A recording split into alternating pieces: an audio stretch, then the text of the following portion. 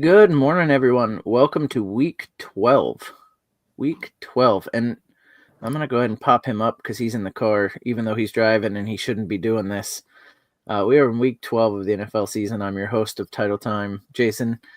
And with me, as always, is my cast of characters. Guys, good morning. I'm going to start with Mark. How you doing on this fine Sunday morning? Good. Up early this week. Made it on time. Look at you.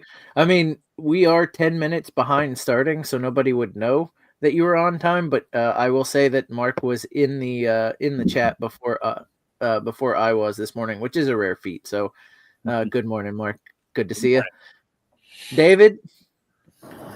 My condolences on Thursday night's game. Yeah, there was a moment in that game that made me realize how great it was. Is when the Steelers, I think it was late in the third quarter, kicked a field goal, and I literally couldn't tell whether it was good or not.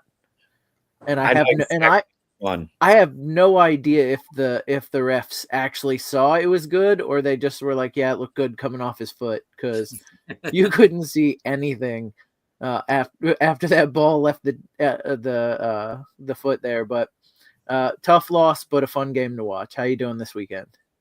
Yeah, I'm doing pretty good. The end result sucked, but the game was fun for sure. I'm all right, I guess. A little tired. Kids woke up a lot last night, but ready for another week of football. That's what it's like to be a parent, and especially a parent of twins. So for those of you out there watching that don't have kids, enjoy your sleep now, because it might never come back. I'm gonna go to George next, but I want to preface this with some irony. George is late in driving this morning because he is on his way back from dropping off prescriptions at a pharmacy for his mother-in-law, who got in an accident because she was distracted while driving, looking at her phone. So it's only fitting that I now kick to George, who is on his phone while driving. Go ahead, bud. Yeah, and for clarification, she was answering the phone. She wasn't like playing on the internet or playing a game or anything like that. She looked down to answer the phone and got in the car wreck. I'm looking at the road. I'm not looking at the phone. So I feel like what I'm doing is still a little bit safer. But I just want to say, unpopular opinion, if you have a football team that lives in the north, get a dome. Put a roof on that thing, get a dome. The optics of the football with the snow is fantastic, but it makes for absolutely miserable football. I kind of disagree with, I think it's bad for fantasy football, so those of us here aren't happy with the points scored. Get all that. I think the football itself is way better in the snow, and that's from a guy. Side note, so every year George and I go to the expo together. We go up to Ohio, and it's the second week of August typically, and the weather seems very lovely, and I always have to hear George say, I could live up here. And I sent George a text message during that game saying, hey, are you watching this? And when he said, yep, I said, you couldn't live there. Facts. All right. Well, we've spent a lot of time on George, who's driving around. Let's talk about the man who's back in prison, but happy to be there, apparently.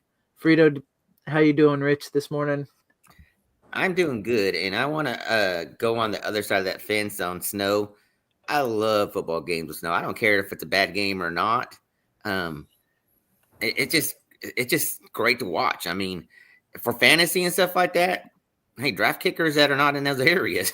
I mean, or don't have kickers at all. But sometimes the kickers are better off in those games more than anything. So, next note, real quick. I don't know if I'm the only one, but I hate freaking bye week 12, and I'm gonna hate bye week 14 and stuff like that, because if you play Superflex, you're probably playing a couple of leagues where you don't have no QBs at all this week because they got the same damn bye, and freaking everybody's still competitive in the damn wire and stuff. There's no QBs available. So interesting fact, I'm in a league like that, and I'm projected to win. I don't understand how, with as much time and effort they put in and there's like a documentary on it now, and you can watch what they go through to make a schedule. Why there's no bye weeks? Like there's no week 13 buys, but week 12 and 14 have to be like loaded 6 teams each. And I don't even know why we have bye weeks in week 14. Like that's tough from a fantasy perspective. I know my Frankenstein team is going to be so screwed next week. I just took a look at all the players I'd stolen, and I think half my team is on bye next week. So, but what's worse is when all the good teams seem to be on bye at the same time. So, hey, I just wanted to let you guys know we have some special audience members today. Dana just sent me this from the living room. It's the babies in their high chairs watching us on the big TV in the living room. Way to rot their brain early. The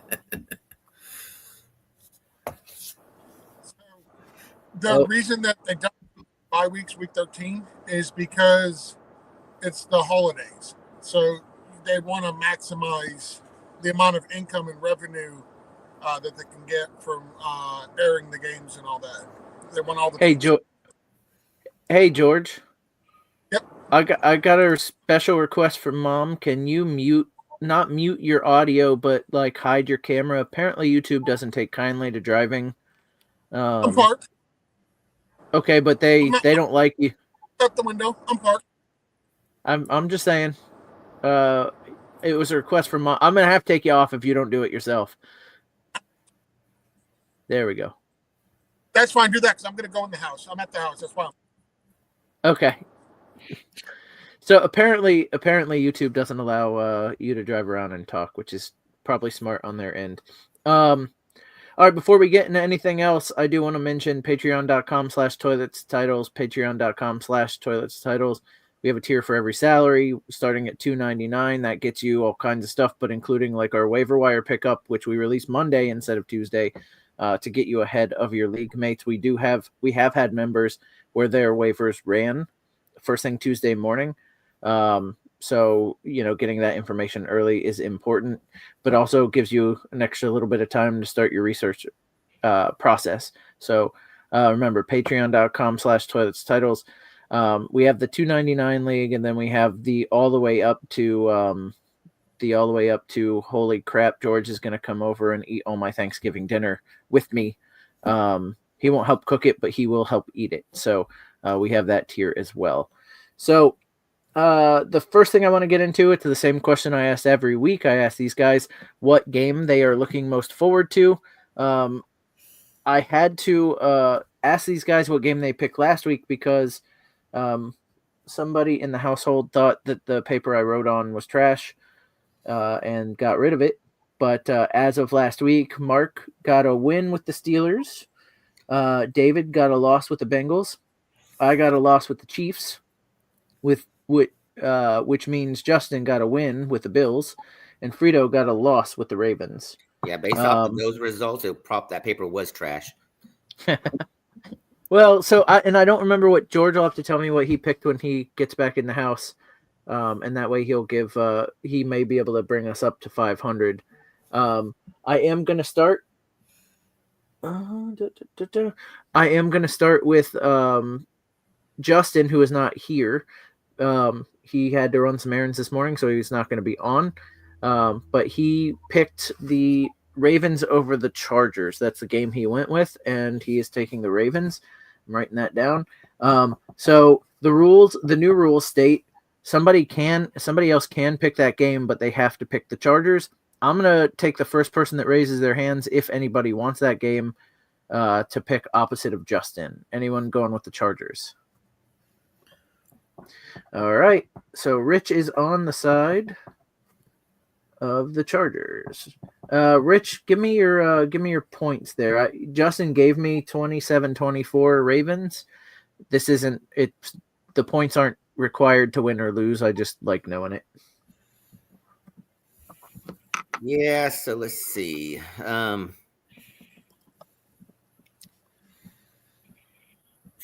Man, everybody's projecting a high scoring game, but here's the reason why I'm picking this game. Look, I know the brothers know each other. I mean, they know how they coach and stuff like that. They kind of know the gameplay and stuff. Yes, it comes down to the players on the field. I feel like the Chargers will have a little bit more of an advantage and stuff like that compared to the Ravens and everything. So I'm gonna go. The over and under is 50.5. High scoring game. I'm gonna go Chargers 31-28. 31-28. All right. One more rule I am going to implement here, because nominally I do not allow you to take your own team's games for game of the week, because everybody here would probably just take their favorite team's game. New rule on that. I will allow you to pick that game if you are picking against your team. So Ooh. I'm not going to get... I mean, Rich may be realistic more often than not. You know, the Raiders are having a down year, so it's pretty easy. It's pretty easy to pick against them. So he might actually start picking. But, you know, the Rams are still in the hunt. The Steelers are still in the hunt. So I'm interested to see how realistic you guys can be on your teams. That's why I'm changing the rule. And that's why I don't think Mark's shaking his head. I'm going to let Mark go next. Yeah. You're not picking the Eagles, are you? Not a chance. Regardless of what I think, I'll never pick against my team. So I mean, so what's help me at all. What's funny about that is I'm a Bucs fan, and although we've been relatively good for the last couple of years, in almost every tough game, I pick against the Bucs, but that's because of decades of terrible, terrible team play, and I've just been beaten too many times, thinking that we have a shot in these games and then just lose. So I do pick against the Bucs, and then I'm just surprised and happy when they actually win those games. But I will go on to your question here. I mean, I will take that back. There were seasons where we were like 2 and 3 win teams. So in those seasons, yeah, I'll pick against them. But in a season, know what that's like as a Steelers fan. Yeah, I'm sure you don't. But you do know a lot about 8-8. Yeah, we know a ton about 8-8. But actually, the game I'm taking this week is important to the Rams. I'm going with the Cardinals Seahawks because this is the game I most care about this week. And I don't care if I'm right on this. I'm picking what we need to happen. I'm picking Seattle over Arizona. It should be a close game either way. Arizona probably has the edge in this game, but I'm still going with Seattle. And the over-under is 47.5. I'm actually going to go under that and say 24-21 Seattle. Seattle's actually favored. They are. Yeah. I don't think that didn't start that way, did it? I thought Arizona was a 1.5 favorite at the beginning of the week. So did it change? Yeah, it changes at the game time. I mean, yeah. I don't know what could have changed it. I mean, I don't remember hearing anything that would have changed it at all, but maybe the weather got worse. Who knows? Yeah. Yeah, Seattle seems to be an enigma. They came out hot at the start of they cooled off, but then they still beat teams like Atlanta, who, you know, they also play very hot and cold, but then come out last week and beat the 49ers. So I don't know. Seattle's a tough team to figure out. Good some weeks, bad some others. David, what do you got this week? Listen, this is probably not the game of the week. It's probably going to be the worst game of the week. It's probably going to be a blowout. But I'm taking the opposite side, and since we're having fun, I'm going to say 35-10 Panthers over the Chiefs. Dude, I will hate you. That's my survivor pick is the Chiefs. Well, you know, David did call for the Panthers to win the division. Hey, this ain't crazy takes. Come on now. Not only did he pick them to win, he said 35-10. Yeah, blowout. Well, also we've got two babies there, so this is a man that knows about blowouts. She's the professional in that aspect, not him. She loves them. She will blow out, and she will just be happy as a clam with her poop all the way up her back. No, my daughter gave us her first blowout when we went to a company picnic. We had her dressed in her prettiest dress. We were in the car on the way there. Up the back, the whole car seat, the whole dress. She ended up in a onesie for the picnic. And luckily, we just had enough wet wipes to make everything not so terrible. But that was our first blowout, and so yeah, I've got a soft spot in my heart for parents with babies. And then Dina just to bring them both at once today because it's a little chilly out here, so they're only going to be out here for a minute. All right, George, who did you pick last week? Because my paper got thrown away. You remember? I'm looking. I'm sure you won, whoever it is, now that none of us remember. I honestly don't remember. Was it the Eagles Commanders? I don't know. No, that was Thursday's game. You know what? I'll go back and look at it. Well, I'll go back and look at it, and I can get the tally that way. Oh, I picked the 49ers Seahawks. And I picked the 49ers to win. Yeah, I got that one wrong. Yeah, screw that game, by the way. I had a 7-leg parlay that would have paid out $2,800, and that was the only leg I had wrong. Listen, you should have. That's your fault. I picked the 49ers to win. You should have went against me. Should have changed That's easy money. That's easy money. Well, as soon as you heard me say I'm taking the 49ers, you should have been, yep, go with Seahawks. All right, so George, you can take the Cardinals here if you want to go against Mark. You can take the Chiefs if you want to go against David, or you can pick any game that's not the Ravens, Chargers, Seattle, or the Panthers game. So. No, I'm going to go with the Buccaneers Giants. I'm going to throw a curveball there. I want to see some Tommy Cutlets. Want to see Danny DeVito? So, hey! So do you have the Giants there? No, I'm taking the Bucs. I said I want to see them. I didn't say they were going to win. The Bucs have a habit of making backup quarterbacks look like all-stars. So they do. They absolutely. I mean, they make starters look like all-stars too. So I guess that's not really but they going back to the playoffs a couple years ago where they made Heineke a couple extra million with Washington. They have a bad habit of letting bad quarterbacks look real good. But let's see. So just looking at the remainder of the games, nobody has said Eagles Rams, and I'm wondering if that's because nobody wants to pick that game. I know Mark can't do it. Mark can't do it because he would take the Rams. As bad as the Rams are you sure he would take the Rams? No, we've already talked about it. He would. So I'm gonna go out on a limb, and here's the thing: I will actually allow Mark to change his. Mark is gonna take the Rams here because I'm taking the Eagles. Okay. And I'm gonna let Mark change his. If he wants to change off Seattle and go with the Rams, I'm gonna let him do that. You're letting me break the rule. You. Oh yeah, you have to pick against your team. Yeah. Unless somebody here is taking the Eagles to win. So if you're calling for the Eagles to win that one, then he's allowed to go. Yeah, I think if you're I don't know. Everybody's shaking their head. We're not going to let him do it this time. I'm going to figure out these rules, which one supersedes the next one. I mean, it's only week 12, week 11, something like that. So I mean, we got time to figure these rules out before the end of the season. I'm changing it as we go along because I'm having fun doing it. But right now we've got Justin with the Ravens, Rich with the Chargers, Mark with Seattle, David with the Panthers, George with the Bucks, and me with the Eagles. We shall see if we do better than 2-4 like we went last week. So there is that. I was going to talk some Thanksgiving, but it's already 10:30.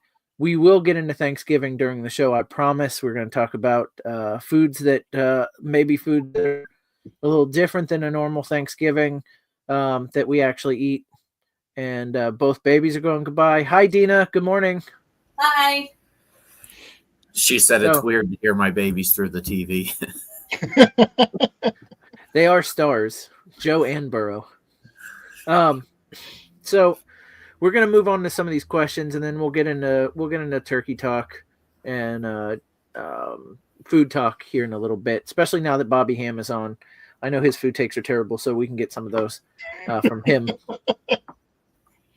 I got a handful of Crana questions, but I wanted to get to Jason's first before I answer a bunch of questions from the same person in a row. So we're going to do this one first, and then we're going to go back.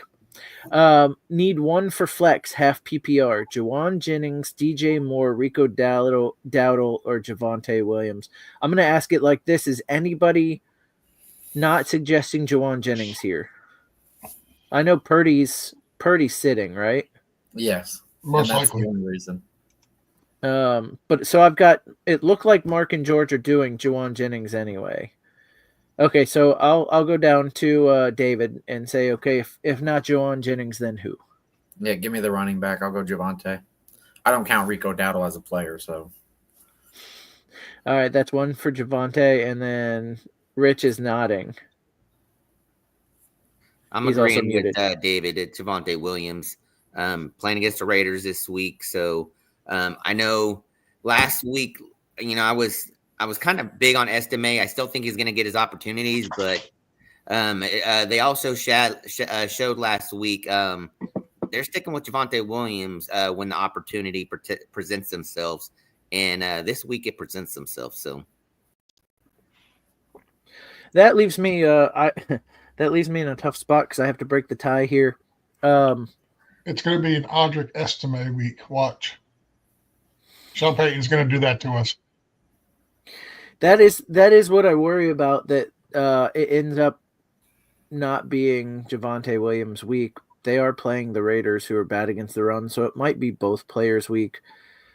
I'm going to break the tie and say tie goes to the runner and say Javonte Williams. I like Juwan Jennings. I'm not sure how the backup quarterback's going to do there in San Francisco. So I've been told by many fantasy experts that anybody can run that San Francisco 49ers offense. So it doesn't matter who the quarterback is, anybody can do it. I've been told that for years, for like the last 3 or 4 years. I've been told anybody can run that 49ers offense by fantasy experts. I'm not worried about a quarterback change.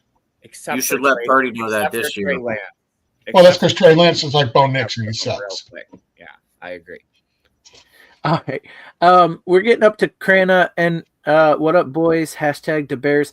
Listen, I said it last week. As soon as that game ended, I texted our team chat, and I said, man, I feel bad for Crana because that Bears team continues to find awful ways to hurt their fans at the end of games.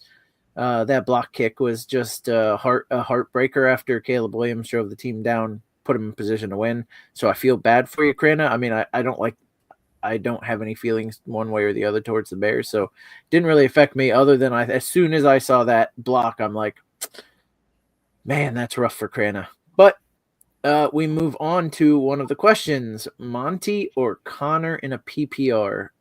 What a question to have. I'm going to start up top with Mark. I'm going with you first. Monty or Connor? I always lean Monty. Yeah. He's going to get his, right? Like, that's just a regular. He's just guaranteed so many carries every week, and anytime they're within the 5, he's most likely getting the ball. Yeah. George? I'm going such good picks. After watching what the Lions did last week, where they literally ran up the score, they were up by like 800 points, and Jared Goff is still dropping back to throw the ball. I'm going to go Monty because they're going to run the ball. It doesn't matter. They're not going to if the Lions get up, they're not benching their starters. Like, they are going to run the ball down your throat. They're still going to pass it down your throat. They're playing the Colts. The Colts. Sorry, Justin, love you, but your Colts have a terrible defense. So I'm going to go with Monty here. Yeah, I think that's something that fantasy players can take some solace in with this Lions team when they start blowing guys out. Like, it took them getting 50 points to pull their starters. Like, that was the line. At 50 points, all of a sudden the third string running back in, the second string quarterback was in. So we know where the line is, you know. And it wasn't just scoring the 50 points. Like, the Jaguars only scored 6 points on the game, so it's not like it was a close game. Like, this thing was over by halftime. And Jared Goff still came out and was chucking the rock. And I forget what game was it before. It was a blowout as well, and they're having their linemen throw touchdown passes, right? So it's like, yeah, I think that may be the worry. It wasn't so much their linemen throwing touchdown passes; it was linemen like doing hook and ladders, where Amon-Ra caught the ball and tossed it back to a lineman to rumble down the field, or they dropped the 52 on it was against the Titans. They dropped 52 on the Titans, 52-14. That's one thing I would worry about is maybe they start getting cute and running a bunch of trick plays where like off nominal guys start catching the ball. But you know, at that point, you scored 52. Yeah, if you scored 52 points and you're giving the ball to the lineman, who cares? It seems like it seems like with the Lions, they find a way to give all their stars touches, right? Like, just because the running backs got 3 touchdowns last week, Amon-Ra still had his. You know, James Williams also had his. Like, they found a way to give the ball to everybody basically, but Sam Laporta. But I think he was out last game. I don't remember. Go ahead, Mark, and I gotta get David and Rich's answer still. I just want to add that it's all fun and dandy. You know, it's cool watching them out there throwing the rock up 50, but let Goff or St. Brown or Gibbs, one of those guys, get hurt when they're up 40 points. And then what are we saying then? Like, I've always said this about Campbell. Like, I love him as a coach, but he's just too much. He can't pull off the gas at all.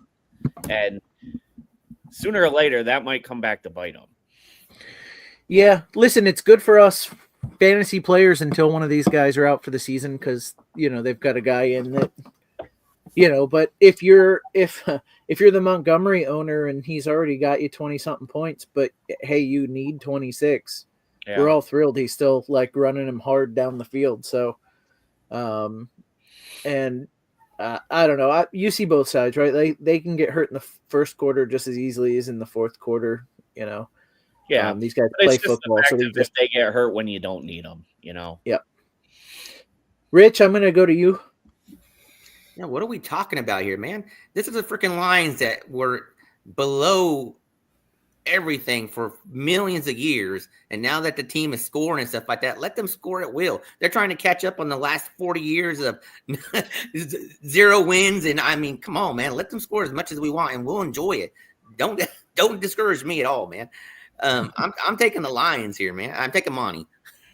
All right, and then David. And listen, I feel like we're skewing heavy Monty here. It's because how good he's been, but like Connor is a absolute smash play this week too. It just so happens that you're starting a guy who's getting 2 touchdowns a week. Yeah, and to that point, I mean, I like to know who else you're starting and stuff like that. And I know there's a second part of this question, and if that's on the same team, you're still starting these 2 players over it, all these players that you got. Yeah, I tend to agree there. David? I'm going to go Monty as well. First off, it's a non-division matchup, which is usually played tougher. And before the bye, the Cardinals were giving Trey Benson more of a run. He had 9 and then 12 touches, which obviously is going to take a little bit away from Connor, which is a good thing since he's usually injured at some point throughout the year. And so they're trying to keep him healthy now that they're in the lead for the playoff for that division right now. So I'm going to lean Monty because they've been splitting all year and it doesn't seem to matter. They're both still getting plenty of play. All right. Well, speaking of the second half of the question, Metcalf, Downs, Jennings, J-Mo, and Hopkins, you got to pick 2. I'm going to start with George on that one. Metcalf for sure. And of the rest, I think I'm leading Jennings, even with the backup in there. I'm not shying away from third and Jawan. All right. I'm going to go down to David. I'm going to go J-Mo and Downs.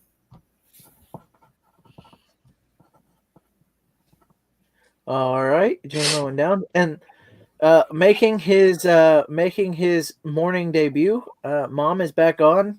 I think Justin, he's here to lecture me. Probably about the dangers of driving while distracted. Nope. I'm actually more going to lecture Jason for bringing it up on air. That's why I sent it in a text message. They've got the bots listening for that sort of stuff, so let's stop talking about it.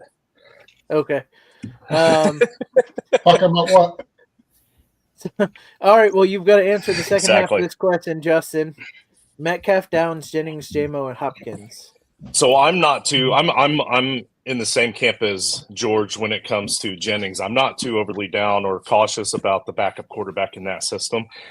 But even with that, I love the matchup for Downs this week, and I'm pretty excited about the upside of J-Mo this week against the Colts. So I'm going to go with those two, even though I'd probably still answer Jennings to most of the questions that Jennings is going to be involved in. For this particular question, though, for me, it's Downs and J-Mo.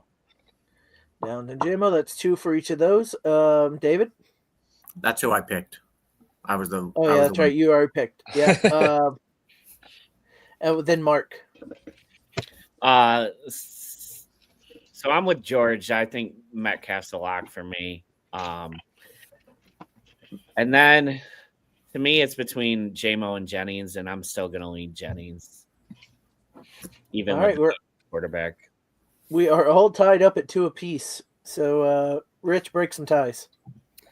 As always, Metcalf, and I'm going Downs. All right, so our answer is Metcalf and Downs. And that's 3-2. Krana is asking, Love, Nix, Baker, or Stafford in a 6-point passing touchdown? Stafford's in this question, so I'm going to go with the guy with the Rams hat on.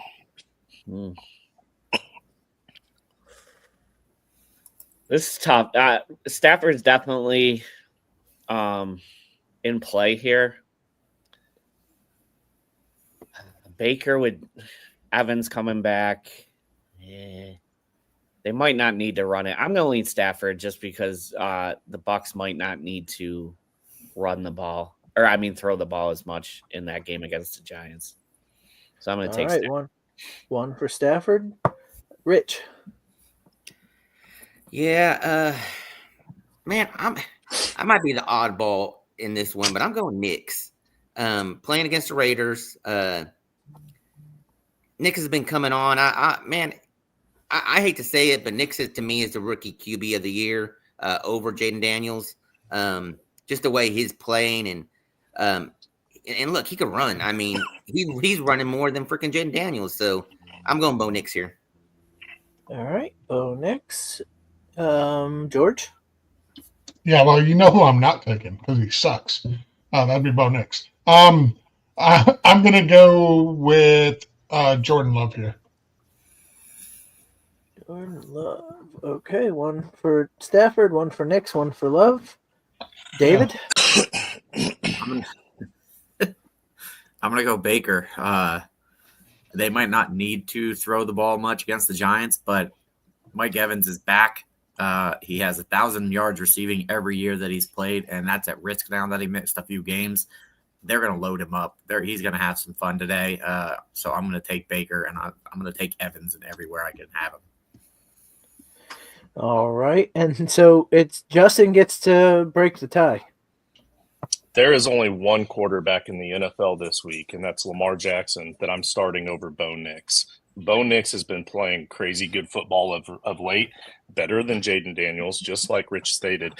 And in 6 points per passing touchdown leagues, Jaden Daniels has scored 223.7, and Bo Nix has scored 223.7. They're identical in points, and they have played extremely similar schedules. Also, by the way, if you look at their schedules, their out of conference schedules match up. So they have played very similar schedules on the season. And Bo Nix doesn't really have those other good running backs, because they're still trying to find a good running back on that team to try to help. That helps him with the running game as well. Bo Nix is really good at football. Don't listen to George people. I'm going with Bo Nix. He's literally Blake Bortles reincarnated. His fantasy stats are nice. They're absolutely nice. That team is not winning because of Bo Nix. They're winning in spite of him. It's that defense. Yeah, well, they were winning with Tim Tebow too, but I mean, that didn't make Tim Tebow a good quarterback. It made him a good fantasy. Tebow also wasn't good at fantasy. Yeah, Tebow was great for fantasy. What are you talking about? No. He absolutely was. So we chose Nix there. I do want to ask Justin, because you rattled off Jaden Daniels versus Bo Nix as far as their total points and that they're even. Yeah. What's in 6-point leagues? What's Baker's total points currently, if you don't mind? Baker is ahead of them. He's at 259.4, but he's had a huge drop the last few weeks without his wide receivers, and I'm still just a little leery on Mike Evans coming back for the first week after a long time out. That's the only reason that Baker's not ahead of Bo Nix and Jaden Daniels, because I do have Jaden Daniels. Daniels also has a really good matchup against the Cowboys. I'm just worried that there's a difference there in mentality. Whenever they go up on the Cowboys, we have seen the Commanders dial it back a bit when they have a lead. Hasn't happened much this year, but when they do tend to dial it back a bit, where I don't think that the Broncos necessarily will have a lead that big, even though the Raiders aren't that good. Like, it's a divisional game, and those two teams always keep it close. I do appreciate you going on the diatribe on Daniels, even though he's not part of the question, so thank you. But yeah, no problem. Back on the Daniels. I know we're comparing rookies. Back on the Daniels thing. Nix is not running the ball more than Daniels is. That's just absolutely not. That is not true at all. Daniels has almost doubled Nix's rushing yards. Okay. Daniels has that even plays more into why Bo Nix is that means he's passing more and he's passing QB. But it's the fact that he is running and stuff like that. It's not. I didn't say he was running more and stuff like that. I'm just saying to me he's playing better than Jaden Daniels. And the fact that he's playing against the Raiders that are not a good against the run defense, against the run and stuff like that, he will be running this game. All right. We'll go on to the next question since we answered that one and then some bonus content. Crana says, Eckler or Pollard in a PPR? I'm going to start with Rich. Dude.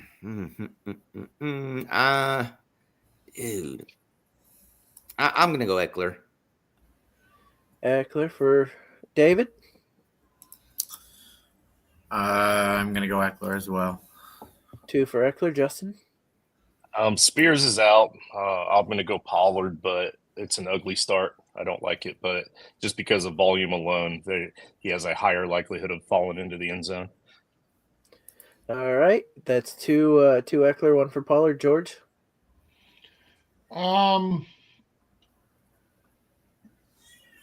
Tony Pollard definitely has the tougher matchup.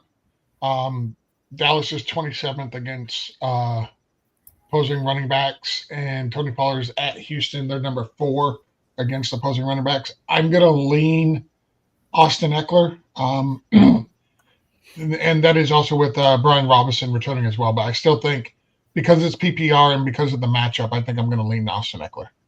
All right. That's 3 for Eckler, 1 for Pollard, and Mark. With Spears out, I'm going to go Pollard. I think Robinson's getting more healthy. I think they limited his carries last week. I think they ramp it up this week. All right. That's 3 for Eckler, 2 for Pollard. So Eckler wins there. Now we're going to pick 2 in a PPR. Marvin Harrison Jr., Deebo Samuels, or Jaden Reed. So we need to sit one of these 3. I'm going to start with Mark. So the stuff in JSN is a separate question. Yes, correct. I'm going to sit Reed. He's I was going to say he's the least consistent, but I guess Deebo has been pretty a little inconsistent as well. So I'm going to go Harrison Jr. and Debo. All right. So we're sitting Reed. Rich. Yeah, I was initially leaning benching Reed, but I'm actually gonna switch to benching Debo. All right, sitting Debo. One for Reed, one for Debo. Justin's nodding. You sitting Debo? Yeah, I'm sitting Debo too. I'm going to argue that all three of them have been kind of inconsistent, but for me, I'm going to look at this. I'm going to say that Marvin Harrison Jr. has the better matchup. So if they're all kind of close, I'm going to go with the matchup with Marvin Harrison Jr. And then between Debo and Reed, while I'm not worried about the backup quarterback so much, if I need tiebreakers, I'm going to look at a backup quarterback that could potentially drop a few more targets to backup wide receivers that he's been practicing with all season. We see it every week when a backup comes in, so maybe that drops Debo a couple of targets. So with a couple extra targets to Reed in this game, which I believe they are playing each other, which is fun and interesting, but I'm going to go with Reed. All right. So two sitting Debo right now. David, do you agree? Yeah, I'm going to sit Debo as well. Sorry, I was looking up the rushing stats for these rookie quarterbacks. That's three, and then George. You can find him on StatNews. Jaden Daniels is the number 2 in the league, right behind Lamar, and Bo Nix is like number 8 or 9. But he's got like almost 200 yards more rushing than him. Because I'm also looking at just how inconsistent and bad Debo was for fantasy. He would have like 3 really awesome games all year, so people weren't starting him. But yeah, I'm looking up argument points as well. Well, no. What's good about what Justin is doing is he's looking up relevant information for the question being asked versus information about a question nobody actually asked. Since but we wanted to give accurate that question. We wanted to give accurate information. So if a statement is made and it's just wildly wrong, we need to correct it, and that's what. Right. Go ahead, George. Are you being sarcastic? How is me looking up Tim Tebow's stats? No, not that. I thought you said Debo. Sorry. Go ahead, George. Yeah, I'm sitting. Listen, I'm not shying away from Jawan Jennings with the backup quarterback. I am shying away from Debo though, for the reasons Justin mentioned. Like he's only had 3 good games all year long. He's been a roller coaster ride of a player to have. He just has not really been involved much in the offense as of late for San Francisco. So I'm gonna sit Debo over MJH and Jaden Reed. All right, so we're sitting Debo there, and then Justin, I'm going to go to you first. Sutton or JSN in a PPR? Yeah, give me JSN. Yeah, no real reason other than it's never Sutton if I can avoid it. A guy who's been playing great with the quarterback that you've been standing for lately. Of his number 1 receiver. You hate. Yeah, sometimes only one quarterback he would start above him, but I'm not starting his number 1 wide receiver. Absolutely not. All right, glad George, you guys get me. Answer this question. This is JSN. 2 for JSN. Mark. JSN. Hey, I was one of the first people who thought JSN would drop back down as soon as Metcalf was back. Didn't happen. 11 targets, 10 catches, 110 yards against San Francisco. I think, JSN's that's what I'm saying. Like Sutton can still get 12 or 15 points this week, and it still be JSN in this one. All right, JSN. David? I'm going Sutton. Sutton, and then Rich. I've been more on the Sutton train this year. But I'm going JSN in this question. All right. So David's out on a limb all on his own, as per usual. David's pulling the Jason, but he just did it. Well, no, he didn't. Order. So he didn't reverse order. David can be right on every single thing he says, except for Carolina 35, Chiefs 10. That can't happen. Corinna also asks, Otten, Ertz, Goddard, or Disley Some tight end, let's call them riches here with this question. I mean, Otten right now is a phenomenal option, right? I wonder if that continues, how much that continues now that Evans is back. But since George jumped in, I'm gonna let. I mean, all of these guys as of late, you can make a case for all these guys, which is why they're asking the question. So George, go ahead. Otten for George. Rich is nodding, so that's 2. Yeah, hey, real quick though, 3. look, just because Evans back doesn't mean it's going to change anything for Otten. He's still going to get the same amount of targets. He's still going to get him. I mean, if in benefit, this even helps him even more. So to me, this is an easy choice. I will say going against Otten is the Giants, and as bad as the Giants are, they're like, depending on what site you use, they're top 3 against tight ends. I'm still starting Otten, but the opponent for Kate Otten is actually really good against tight ends. And I don't know if it's changed recently, but I know as of a few weeks ago, the Giants hadn't really played any good tight ends all season, and that was part of it. But it might have changed in the last few weeks. But real quick, over the course of his 2 years of being an actual starter, full-time starter for 2 full years, he scored a total of 290 fantasy football points, and that's Tim Tebow. Right now we have 2 players that have already scored that just for this one season. So Tebow was not great for fantasy football. He was good for fantasy football. All right, so that's 3. That's 3 for Kate Otten. David, you agreeing here? No, I think Evans will dig into his usage a little bit. Plus, again, they are going against a defense that is decent against tight ends. Disley has been more consistent, and he's going against a terrible defense against, or just as consistent, and is going against a terrible defense against tight ends. And Goddard would have a special mention with Devonta Smith out as well. He got quite a bit of usage the last time Devonta Smith was out. I think I'm going to go Disley, mainly because I hate the Ravens. But I'd be okay with any of these 4, really. Ertz is probably the only one I'm a little shy about because Jaden Daniels does have this supposed rib injury, and he has looked a little off the last few weeks. But 10 days rest, maybe they come in and, all of these are nice, though, but I think I'm leaning Disley. All right, and then Mark? I just want to start it off by saying I love Otten this week. I picked him in the one and done on our show, but I wish I could go back and change that because with Devonta Smith out, I think Goddard is going to have a pretty massive game tonight. So I'm taking Goddard.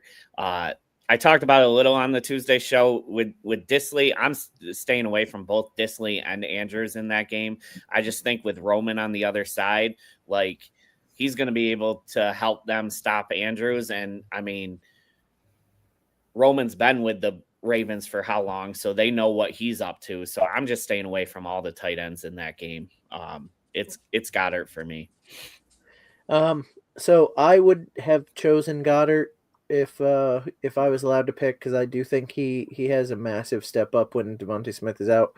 But for us as a group, it is Otten over the rest. Now, Chuba Hubbard or Bucky Irving in a PPR, and I'm going to start with David because I keep going to him almost last, and he keeps being the odd man out. So David can start by being the odd man. Yeah, I'm going to go Chuba. Like I said, Panthers are winning 35-10 today. All right. Mark. Talked about it a little on the Tuesday show. I still like Chuba going forward, but with Brooks getting some work and how good the Chiefs run defense is, that's enough for me to stay away from him this week. So I'll go Bucky. Let's see. Rich, how about you here? Yeah, I'm gonna look. I'm gonna ride Chuba until I can't ride Chuba no more, man. He's been carrying a lot of my teams, and just because he's playing against the Chiefs doesn't mean he can't catch the ball. So I'm going Chuba. All right, Justin. I'm going to go Bucky. I think I agree with Mark in that even though it might only be a few carries, 5 carries, maybe a couple targets, they are going to try to get Brooks at least some involved today as best they can. And And that Chiefs run defense is just so good. But Bucky's been coming on strong. He's been hitting double digits for fantasy PPR points for you. And he does have a much better matchup. So I feel like they're also going to get him more involved. So give me Bucky just based off of primarily matchup alone. All right. And George, break the tie. I'm interested to see how much Jonathan Williams gets involved. The rookie Jonathan Brooks. Or Jonathan Brooks, yeah, excuse me. I was looking something up. I'm interested to see how much they get Jonathan Brooks involved. They had the bye week. They said that they're going to integrate him, but Chuba is still going to be the starter. I'm going to go Chuba here, but I'm really curious to see how much Jonathan Brooks cuts into that workload. Yeah, I mean, I was thinking. So I was thinking you were thinking that John Williams was going to compose some epic theme for this. He might. Don't put it past him. All right, so George, you had who now? I'm sorry, I was thinking John Williams and couldn't think of anything else. So who did you broke the tie? I had Chuba Hubbard. You took Chuba Hubbard. Okay, so Chuba over Bucky, and then finally we got Pop Douglas, Keenan Allen, or Romeo Dobbs. And I'm going to start with Rich on this one. Ooh, man. I'm going Pop Douglas. I think Keenan Allen's fading away, and Dubs has his moments, but I mean, they're probably all grouped together. I'm going to lean Pop Douglas. All right, Pop Douglas in a PPR. David? Smaller sample than the other rookie QBs, but I'm going to go with Pop Douglas because he has my favorite rookie QB throwing to him this week. Yeah, I appreciate you giving him to me in Frankenstank. Yeah. Well, he wasn't looking great. Now he's average. Actually, that's what I was looking up. He's averaging 9.3 yards per rush so far. Smaller sample than Jaden Daniels or Bo Nix.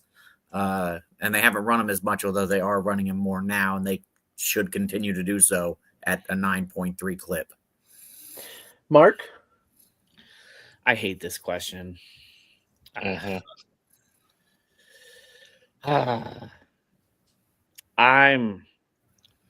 still going to go Keenan Allen, even though I hate what the Bears and Caleb Williams have done with him this season.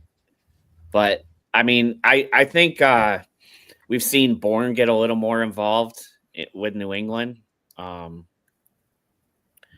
So I think the targets that Keenan Allen is still getting, I think he's the answer here. But I don't like it. All right, 2 for Pop Douglas, 1 for Keenan Allen. George? I'm going Pop Douglas against Miami. All right, that's 3. And then Justin? So I guess since you don't need me, I can go ahead and go with Keenan Allen. Just because of the matchup, but also with the new offensive coordinator in Chicago last week, the Bears went up against the Packers, which was a much better defense than what they had faced the previous 3 weeks. And Caleb Williams was in single digits in fantasy points, even for 6 point per touchdown leagues. He was in single digits the previous 3 weeks against weaker defenses. And then last week against the Packers, he had 16. So the Vikings have a really piss poor defense against wide receivers and tight ends and even quarterbacks. So maybe with the new offensive coordinator, there's a little bit of a spark there this week. So tie goes to Hope on this one. I'm going to go with Keenan. All right. That's George had something. Oh, sorry. Go ahead, George. Yeah, just want to point out the 2011 season, Tim Tebow was the 37th overall fantasy football scorer on the entire season. That includes every position: running back, wide receiver, quarterback, tight end. 37th. He was pretty damn. That doesn't scream great because he also that season he barely had more fantasy points than Dak Prescott currently has. Guys, we're talking about Tim Tebow here. Well, I feel like every single question we answer, I love how Justin compares about Tim Tebow. I love how Justin compares the 2011 season, where the guy is the 37th overall highest scorer, to the 2024 season. The game has changed a little bit. I don't know if you're aware. It's more of a passing league. But he was 37th overall for that year. Let me ask, who was the number 1 scorer that year? That would be Drew Brees. Okay, who's the number 2 scorer that year? Aaron Rodgers. Who was the number 3 scorer that year? Cam Newton. Okay, so 3 quarterbacks went top 3, and you're saying Tim Tebow was great because he was 37. He's at least the 12th or 15th quarterback that year. I'll tell you 5.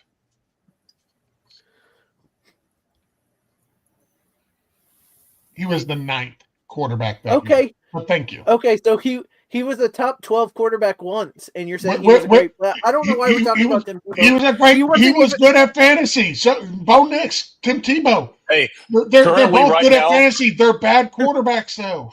Currently, right now, the 37th best player across all positions in fantasy this year is Trevor Lawrence. Tell me that's great. No, that is not good, but we're comparing again 2011 to 2024. Right, but Trevor Lawrence is playing with a bunch of other people that are playing in 2024, and he's still 37. Is Trevor Lawrence the 9th quarterback overall in the season? 9th. No, he is not. Can I request that we put a rule in that we never talk about Tim Tebow on the show again? No, hold on, I'm not done. Right now, Bo Nix is 9th.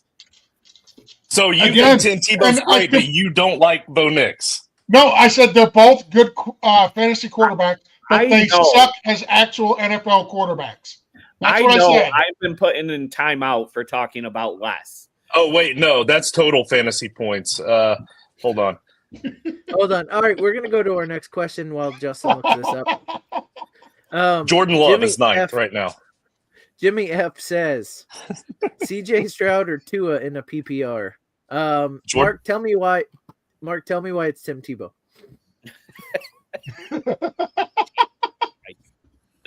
Oh, man. CJ Stroud for me, I think with Nico back, I think he's getting a significant boost. I saw Rich down there shaking his head. I want to know why we're talking about for PPR matchups, though. It's a good one. Rich, go ahead. I saw you shaking your head. Look, we said this last week because Nico Collins back as CJ Stroud, and that proved us wrong because it's actually Joe Mixon. So I'm going Tua here. Mixon's is the guy in that team. Stroud is just playing with that motion, and the coach is backing it 100% that this is a run defense, a run offense. I mean, the first play of the game was a touchdown to Nico that got called back. 77 yards. Yeah. True, but it didn't count. David? I'm going to go Stroud. All right, 2 for Stroud, 1 for Tua. George? Tim Tebow. He would be about as effective as he was in 2011. Number 9 overall, baby. Number 9 overall. I'm gonna go.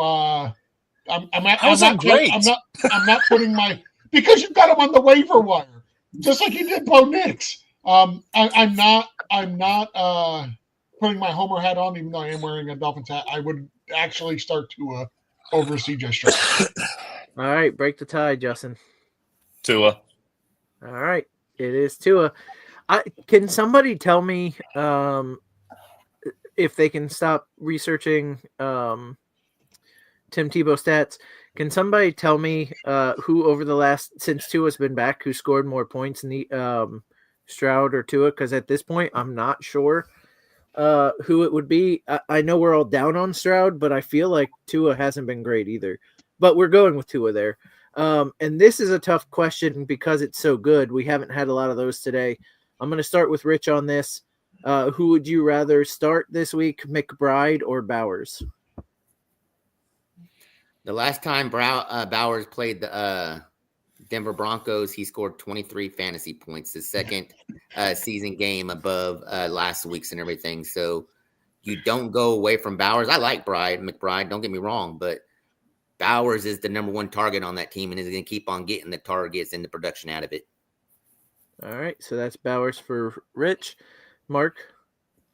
Bowers. 2 for Is everybody taking Bowers here? Hold on, I'm doing some research here. So since Tua's been back, Tua has scored 75.9 and CJ Stroud has scored 42.6. So almost double. Tua's almost doubled Stroud. How about per game? Because I don't know. Okay, Tua is 19 points per game, where Stroud is just over 10.5. Okay, well that makes sense. All right. You're taking Bowers so what was my over question? McBride. Bowers and McBride. It doesn't matter. We're like 4 to you. Then I'll go whatever the consensus was. All right. It's Brock Bowers. He's the number one tight end in the NFL. Number one tight end overall. Like I just think he's the top tight end this season. Yeah. Well, for this week, I do still have Kelsey because he's going up against Carolina. So, but other than that, yeah, I've got the number 2 for me is Bowers and number 3 is McBride. So, so it's still a good question, but I'm going to go Bowers. You only have him this week, Justin, because after this week, I'll have him. Kareem Hunt trade offer for Rico Dowdle. No. I don't know. No. I don't like Dowdle, but I feel like this is even from now that Pacheco's coming back and they've got that tough run schedule for the Chiefs moving forward. They're going to be splitting carries. I think this might be pretty close to even, but I mean I'm going to keep the potential upside with Hunt because they're more likely to score. But if you want to trade him, go to the Pacheco owner. He's worth more than Rico Dowdle to him. Mm-hmm. Mm-hmm. Plus, Black Friday, we get to watch either Pacheco or Hunt go crazy on the Raiders. So enjoy that after Thanksgiving, Rich. I think that'll still be Hunt. I'll put it this way. I know I'm going to have to hear it because the Raiders play everybody's favorite team on this damn panel, and I'm going to lose every single one this year. So, listen, the Bucs still have a good shot at losing against them. It's fine. The only team that the Dolphins have lost to on this panel is the Colts. Justin gets to rub that in my face all year long. It sucks. All right. Jimmy F says need to start 2. Dell, Downs, JSN, or Watson. Christian Watson, yeah. It would have to be Christian Watson. I'm gonna start with David. Dell and Downs. Dell and Downs. Mark. JSN and Downs. Okay, JSN and Downs. George. Come back to me. I'm leading Downs and JSN, but I want to look at something for Tank Dell real quick. But okay. As of right now, I'm going to go Downs and JSN. All right. Well, I'll come back to you, Rich. Yeah, I'm benching Dale. JSN and Downs. Justin, you got a bench too. Oh, my bad. I looked away from the screen. I'm starting Downs and JSN. Okay, Justin.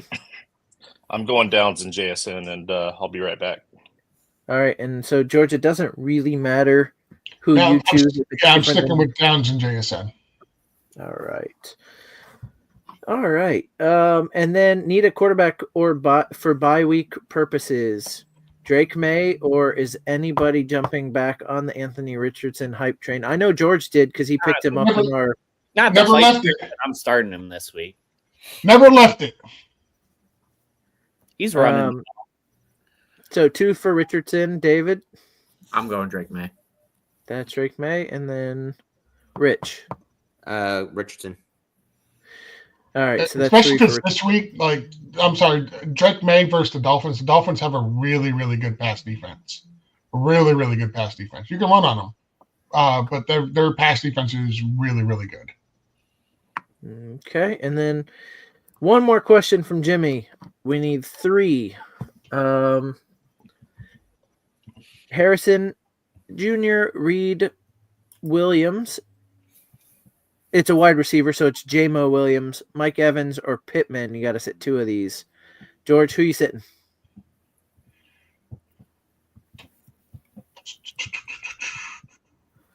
I'm going to sit Jaden Reed. And you got to sit one more. I'm also going to sit Pittman. All right, Pittman and Reed. We're sitting. Rich is nodding, so I think he's in agreement. Yep. David. And sit. thumbs up from Mark. I'm gonna sit Pittman and Harrison Jr. All right. But that's different for Dave, but we are sitting Jaden Reed and Pittman as a group. So that would be our answer. The lovely Dina says, "Good morning, fellas." And we got to see a little bit of her earlier when she, at least her arm, when she grabbed the babies. So, and then she has a question. She needs help. George, help this woman out. Gino or Caleb Williams? I'm going to go Gino. He's been playing phenomenal. David, agree or disagree? I agree. All right. And if you're wrong, you probably have to sleep on the couch. Rich, thumbs up there. And then Mark, Gino or Caleb? I'm going Gino. I don't think he's played phenomenal, but as of late, he's played really good as of late. Way better than Caleb Williams for sure. Yeah. All right. Bobby Ham says, "Happy Sunday." How you doing, Bobby? Hey, if any of you guys out there, and I got a bunch of questions, so it's not like I need to fill, but I love these questions. If any of you have an odd or off the wall kind of Thanksgiving food tradition and want to post what your food is, I will absolutely find time to read that on the air here because I love those questions. Krana's got another question. Myers or Debo in a PPR? I'm going to start with Rich. Jacoby or Debo? I'm going Debo here. Yeah, listen, until the Raiders signed Daniel Jones, and then you got somebody who can sling the rock finally. You gotta shy away a little bit from some of their pass catchers. David, I want them to get Ritter in there to see what he could do. I'm so freaking tired of Minshew, man. You don't. Ritter is so bad though. Dude, Minshew is freaking horrible. I started. You know this, Mark. At the beginning of the season, I said he shouldn't even be there. So I'm all about seeing what he could at least do. Yeah, I mean, I'm with you. Minshew is garbage, but Ritter is so bad. But listen, you get two things. You get to see how good or bad Ritter actually is, and because you know he's bad, you get to tank so you can get a better pick for next year. Yeah. David, who you got here? I'm gonna go with Myers. One for Myers, one for Debo. Mark? I'm going Myers. I still think as bad as they've been, like the targets he's getting are just too high to bench for Debo. All right, 2 for Myers, 1 for Debo. George?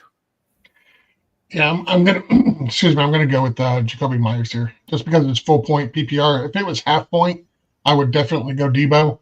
But I who else are the Raiders throwing it to besides Myers and Bowers? Absolutely. All right, so we've got Jacoby Myers. Do you want to jump in on this one too? We've kind of got 3 for Myers and 1 for Debo, so it doesn't matter all that much, Justin. But if you want to answer it anyway, yeah, I'd go Myers. All right. Last game, Myers against the Broncos was 6 for 72 yards, so it's a good choice. And so, I mean, I don't see it much different, but about the same numbers. Yep. All right.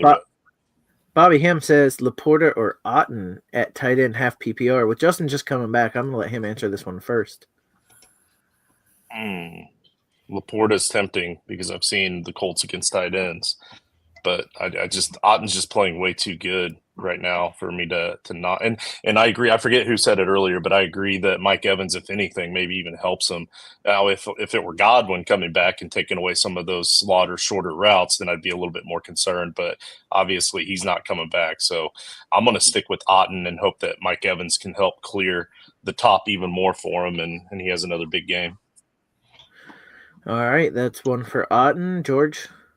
First off, I want to point out how disappointed I am in you, Jason. Yeah? Yeah, you got a Cade Otton jersey that you have yet to wear on the air. If there was ever a time to wear your Cade Otton jersey, it would be during this amazing hot streak the man is on. And you're like, nope, I refuse to wear one of the best tight ends in the NFL's jersey right now. Nope, not doing it. You don't want to jinx it. A little disappointed. That's exactly right. No, I have a Tom Brady jersey I'll be wearing later. It was on clearance. You should wear that one too. Maybe he'll come back and help the Bucks. Listen, quarterback has not been the problem. I was going to say, I will not tolerate any Baker Mayfield slander. Go OU, baby. Go OU. Boomer Sooner. I'm going to go Cade Otton here. I don't even have as great as the matchup at Indiana is for Sam Laporta. According to the rankings I'm looking at, we don't even have Sam Laporta in the top 12. He's number 13 overall. So I've got Cade Otton at the Giants at number 5. So I'm going to go with Cade Otton. David? Yeah, Laporta feels like the forgotten weapon in Detroit amongst their scoring spree and their crazy good offense. It feels like Laporta is forgotten amongst all of the weapons. So I'm going to go with Otton. Rich, you wanna make any 15-point bets here? 15 points? Well, that's what you had said he would score 15 points 2 games in a row a couple weeks ago. So yeah, but that's when he had the better option to do it without JMO in. That's the only reason why I went route that. I mean, if Laporta ain't the biggest disappointment in fantasy football history for this time frame, I don't know who else could be. All right, so you've got Otten and then Mark closing it out. It's Otten for me, especially with Laporta coming off a shoulder injury. I know he's off the injury report, but I feel like a shoulder injury is the easiest to re-aggravate in a game. So, well, fans of a losing hamstring is the easiest. Hamstring and ankle. Fans of a losing team, or a little the easiest to re-aggravate. Mark, back to talking about little groins. Well, staying on Mark and little groin. Abdullah or Estime, running back 2, half PPR. It's got to be Abdullah, right? Like he's number 1 running back this week for the Raiders. Both Madison and White are out. Madison, yeah. I mean, I'm hurting for a running back in one of my leagues. I'm even throwing Lob in there just because he's the only other back behind Abdullah. So, yeah, I'm going Abdullah. What's interesting is, so this is the year where all the running backs are staying healthy, and these zero RB leagues, the zero RB drafters are having a little bit of a tough time because guys like Abdullah or Estime not getting their run like normal. And now you finally get Abdullah to get his run, but it's the running back for the worst rushing. I think they're the worst rushing offense in the league. So if somebody wants to do, Rich is nodding his head because he knows. So it's a backup running. I'm just saying based off of what I've seen. It's a backup running back for the worst rushing offense in the league. So it's not maybe the guy I would want to hang my hat on, but I get if it's between Abdullah and Estime, I get it. You're kind of desperate. So, George. Yeah, it's give me Amir Abdullah over Estime. I joked earlier that this will be the week that Estime gets some run, and I am starting him this week in a league. But that was only because I could not get Amir Abdullah because I absolutely would have started Amir Abdullah over him. Anybody not taking Abdullah? All right, go ahead, guys. So you're taking Estime? Mm-hmm. Yeah. All right, so 3-2. For me, it's, I mean, Abdullah, I can easily, especially in PPR, I can easily see him getting 10 to 12 points. I think he has a very safe floor this week because of PPR.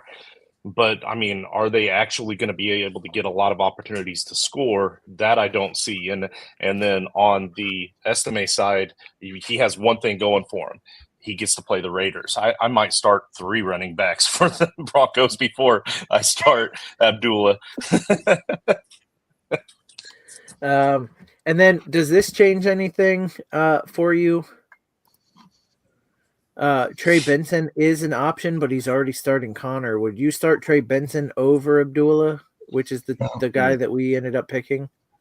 I know Justin might. I would. No, I don't think so. Okay. And then the last part of this question, half PPR, Westbrook Akine, or one of the tight ends, Laporta or Otten. Tight end. We went with Otten, so would you start Laporta over Westbrook Akine? Yeah, I would. I would start Laporta over Akine. So Akine's been hot as of late since week 6. The last 6 games he's played, he's scored a touchdown in 5 of the last 6. But the problem is 4 of those touchdowns he's had 2 receptions or less. So he's not getting targeted. It's just one of those things where, you know, he gets a reception and it goes for a touchdown. You can't rely on that from Akine. It's more of a fluke than anything. Agree. I would rather take Laporta's re-injure risk than go with Westbrook. I'm going with Westbrook. In the last 4 weeks, I mean, I know he's not technically really getting targeted for what you'd like for a wide receiver, but he's getting targeted more than Laporta is, and his fantasy points are showing it. And then with the touchdowns, Laporta had one in one of those same weeks. He had a touchdown in a game where it was just 1 target as well, but then he had 2 games where he had 2 targets and 3 targets, and he didn't get a touchdown. Only 1 or 2 catches those 2 weeks. 3 catches another week. Just, I don't know. I feel like they have no use for him. They don't need to utilize him. Maybe they're taking a Chiefs approach and they're trying to make sure he stays healthy for the playoffs or something. I don't know what's going on, but Westbrook is tearing it up right now. So let's play the hot hand. So the majority had Laporta, but Justin making a strong case there for Westbrook Akine. So, all right. And I know this is titlers only because somebody corrected me, I think, last week, but I'm going to continue to say titlers because I much prefer that. So good morning, titlers. Standard League, need a flex, Metcalf, Downings, Jennings, or Dobbins. Do we know? Yeah, is it down? It's got to be Downs, right? I think he just typed Downings when he was thinking Jennings. So let's say Downs because I think that's probably right. So Chad needs one of these guys. What do you got, Justin? I think this is very similar to the very first question of the day. The only difference is you didn't have a running back involved in that one, and it was a different wide receiver. And I was watching as we were going. And it's standard, not PPR. This one's standard. Oh, yeah, that's true, too. So I'm going to go with Dobbins in this one. I think the running back in that situation is he's got somewhat of a tough matchup, but also the Ravens have been exploited on the ground a few times. If there's anybody that can figure out a way to exploit that, it's another Harbaugh. So I'm going to go with Dobbins in this one. This just in, Malik Neighbors' groin has shrunk, and he will play against Tampa this week. So, George, this question in front of you. I'm leaning Dobbins. It's between Metcalf and Dobbins for me, being standard, and Ty is always going to go to the runner. All right, 2 for Dobbins. David? Yeah, it's between Downs and Dobbins for me, and same thing. The Ty is going to go to Dobbins. Mark? So I usually always lean that way. In a standard league, I go with the running back, but I don't think you run against the Ravens. You beat them through the air. And Herbert's been absolutely on fire as of late. So I'm going to lean Metcalf this week on this matchup. All right. So 3. I'm going to switch to Metcalf as well. Well, that just tied it up. So it's a good thing Rich came back when you did, because we've got in a standard league, Rich, and I know you're a Metcalf guy, so I'm going to say, assume you're going that way. But right now we've got 2 for Metcalf. We've got 2 for Dobbins. Standard and pick one, correct? That's right. Also, he called you a titler, just so you know. Can I have the definition of titler? It's what Can you use it in a sentence? Yes, please. Yeah, Use it. Rich is a Pertaining to me.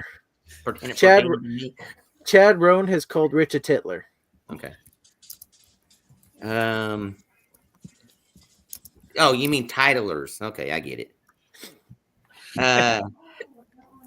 Oh man, dude, I would normally Metcalf, but Monday night Harbaugh Bowl, I'm going Dobbins. All right, so that is 3 for Dobbins, 2 for Metcalf. Real Dustin's quick, got real Go quick. ahead. I just want to throw these up here. Apparently, we have some loud people on our show because Eli says he can hear you from his room, and Lori also says, Justin, they can hear you even if you don't yell. And my wife texted me and said, "You're yelling."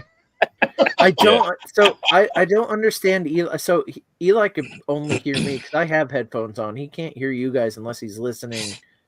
So I must be very loud. I don't understand. Like, I'm not louder than I normally am. So I don't know. But, Maybe at the time that we were talking about Tebow, you had to get loud to shut us up. oh, that's probably That could be. that's very true. Yeah. Very fair. And there Very, we go, very back fair. into the conversation. So as many years as I've been on the show and stuff like that, I'd like to finally introduce you guys to my wife. Hey, Hey, Hey, Mrs. What's your name? Frito. if you're gonna introduce her, you gotta at least say her name. I call her my love, but everybody else calls her Maria. Hi, Maria. Hi, Maria. hello, Maria. Hey, Maria. And there's somebody on the phone in the background too. That's my daughter Malia. Hi, Malia. Hi, Malia. Yeah. Does Rich actually wait to take shots with you, Maria, or does he drink them ahead of time like he does with us? Ahead of time. Yeah, that's what he doesn't even wait for his wife. Typical Rich. Well, Maria, if we don't see you, happy Thanksgiving. Me too. Yep. Thanks for letting us use your husband every Sunday. Of course. So Rich for sure outkicked his coverage. Good job, Rich. All right. It's the other way back- around, just so you know. It's a bold move, Cotton. Let's see if that pays off for you. Dustin says, "Good morning, my friends. Buy Mageddon. Pick the best, worst option. Try not to throw up. Abdullah, Estimate, or Gus Bus. In first, only team to lock a playoff spot, so I can have fun with this. So Abdullah, That's fun.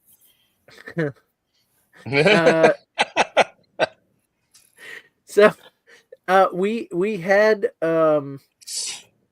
3 for Abdullah and 2 for Estimate. Does Gus change anybody's mind here? No. All right, so everybody's gonna say Abdullah here. Well, not everybody, but like the group says Abdullah. With Purdy out, who do I start? Will Levis against Houston. Oh, this is gross.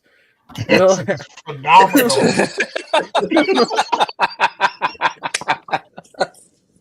Hey, what did I say earlier? We're in bye week hell and stuff, and in Oh, a man. super flex, this is probably a lot of people's questions out there.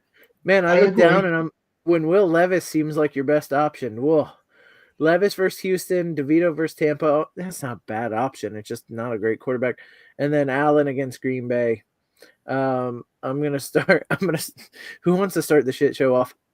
George put it up first, Dave. So I'm gonna go with George. Okay, So he's I'm taking saying. cutlets. All right, he's taking cutlets. David, do you agree? He took the not words out of my mouth, so Okay, that's 2 for cutlets. Rich. Yeah, I'm going Danny DeVito because there was also a stipulation in the contract that his free agent was playing a strong safety in practice this week and everything. So I think he might be in the game. All right, that's 3 for cutlets.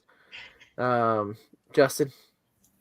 Okay, if this is a designated QB spot, then I guess I'm probably gonna have to go with DeVito just because of the matchup. But if this is a super flex, maybe go out there and see if Dalton Schultz is available. He might be available in a lot of your leagues, and you can start him over any of these guys at super flex.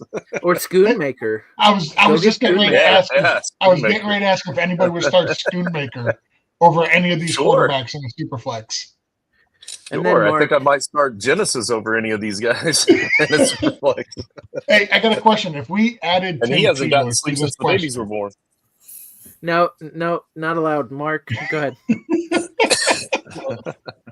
This question hurts because in a dynasty league I'm starting Danny DeVito because I have no other quarterbacks.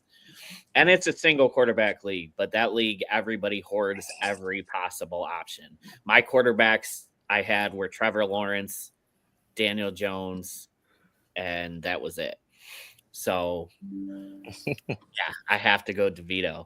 But if I had the option to start Levis over DeVito, I would. So that would be my answer.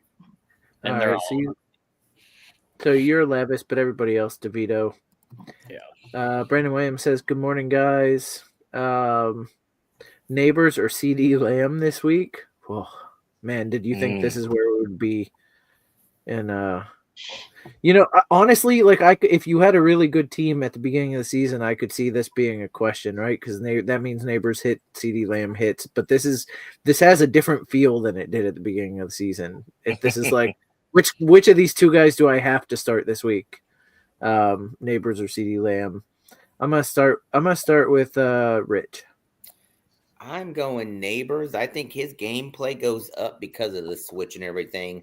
I just don't. I don't know what they're planning to do with CD. I don't know if he's. Man, it's real close, but I'm gonna lean Neighbors on this one. I should have started with Mark because Neighbors does have the groin issue. We should go to our groin expert first, but CD also popped up on the injury report this week. Who do you got, groin expert? CD for me. All right, one for Neighbors, one for CD. George, give me a Lamb. All right, two for CD. When the groin expert says don't play Neighbors, you have to worry about the groin. Maybe you should listen, David. It's a little bigger groin problem. Not going to listen to the groin expert. I'm going to go Neighbors. I think he has an easier matchup today. Yeah, that's the reason why I was saying too, man. We're tied 2-2, so Justin, break the tie. Yeah, I'm going to go with CD. I think there's a better chance that the Giants can lean on the run game to help DeVito out more with Tracy because Neighbors does have a good matchup, but so does Tracy. So if they can lean on that run game to kind of help DeVito out a little bit, then they probably will. And then with CD, like they have no other option. Like he is the option. So given that this is PPR, CD Lamb can easily he might only have 12 yards, but he could get 8 receptions for 12 yards and have a decent floor. So board bet Neighbors outproduce CD this week. I'll take that. I'll take that. Sure. I'm on the Neighbors side. I'm on the Lamb. Bobby Ham says Thanksgiving lasagna. You're on the Lamb. On the Lamb. Bobby says talk to Rich. He knows all about that. About Thanksgiving lasagna? No, about being on the Lamb. Oh, yeah, that's true. Oh. Okay. I thought Rich knew about Thanksgiving lasagna. I was like, wait a second, is Rich hiding something from us? Listen, who else had Neighbors? I did. Rich and David. Okay. Thanksgiving lasagna is absolutely a must. It's delicious. It's not a must because I don't eat it, but I can't say it's a must because I don't have it. Lasagna is good anytime. It really is, but I have there are these weird people, these awful, terrible people, and given Bobby's food takes, I'm thinking maybe he's one of them that actually makes lasagna with cottage cheese instead of ricotta. Oh. And if you're one of those people, you can get your lasagna out of my life. Completely. You know what Bobby is? Bobby, I need to know. Do you put cheese in your pie? I need to know this. Because I feel like with your bad bacon takes, you are a cheese in your pie kind of guy. What kind of pie? Apple. cheese in an Why would you do that? People I don't know. do that? It's actually People do not that. terrible. I don't do it as a general rule, but I've had it and it's actually not bad. Jason puts cheese in his carrots. I just need So you guys wait to know a this. second. So Is Thanksgiving we have to lasagna question his pies. Is Thanksgiving lasagna just lasagna on Thanksgiving, or is it Yes. a lasagna of Thanksgiving? No, food? it's lasagna on Thanksgiving. Oh. It's big in Italian households. Okay. I mean, I like. My faith in humanity has been restored. Listen, anybody who would take ham over bacon, I question everything. You have to question. You have to question. Well, listen. While we have Jimmy up and we're talking about Thanksgiving, he texted me a question for Thanksgiving. He has a stomach and visual disorder with food, so he hasn't tried these. He wants to know which one of these three he should try this year: cranberry sauce, pumpkin pie, sweet potato casserole. Pumpkin pie. For me, it pumpkin depends. Is the pumpkin pie made with fresh pumpkin or is it made with canned pumpkin?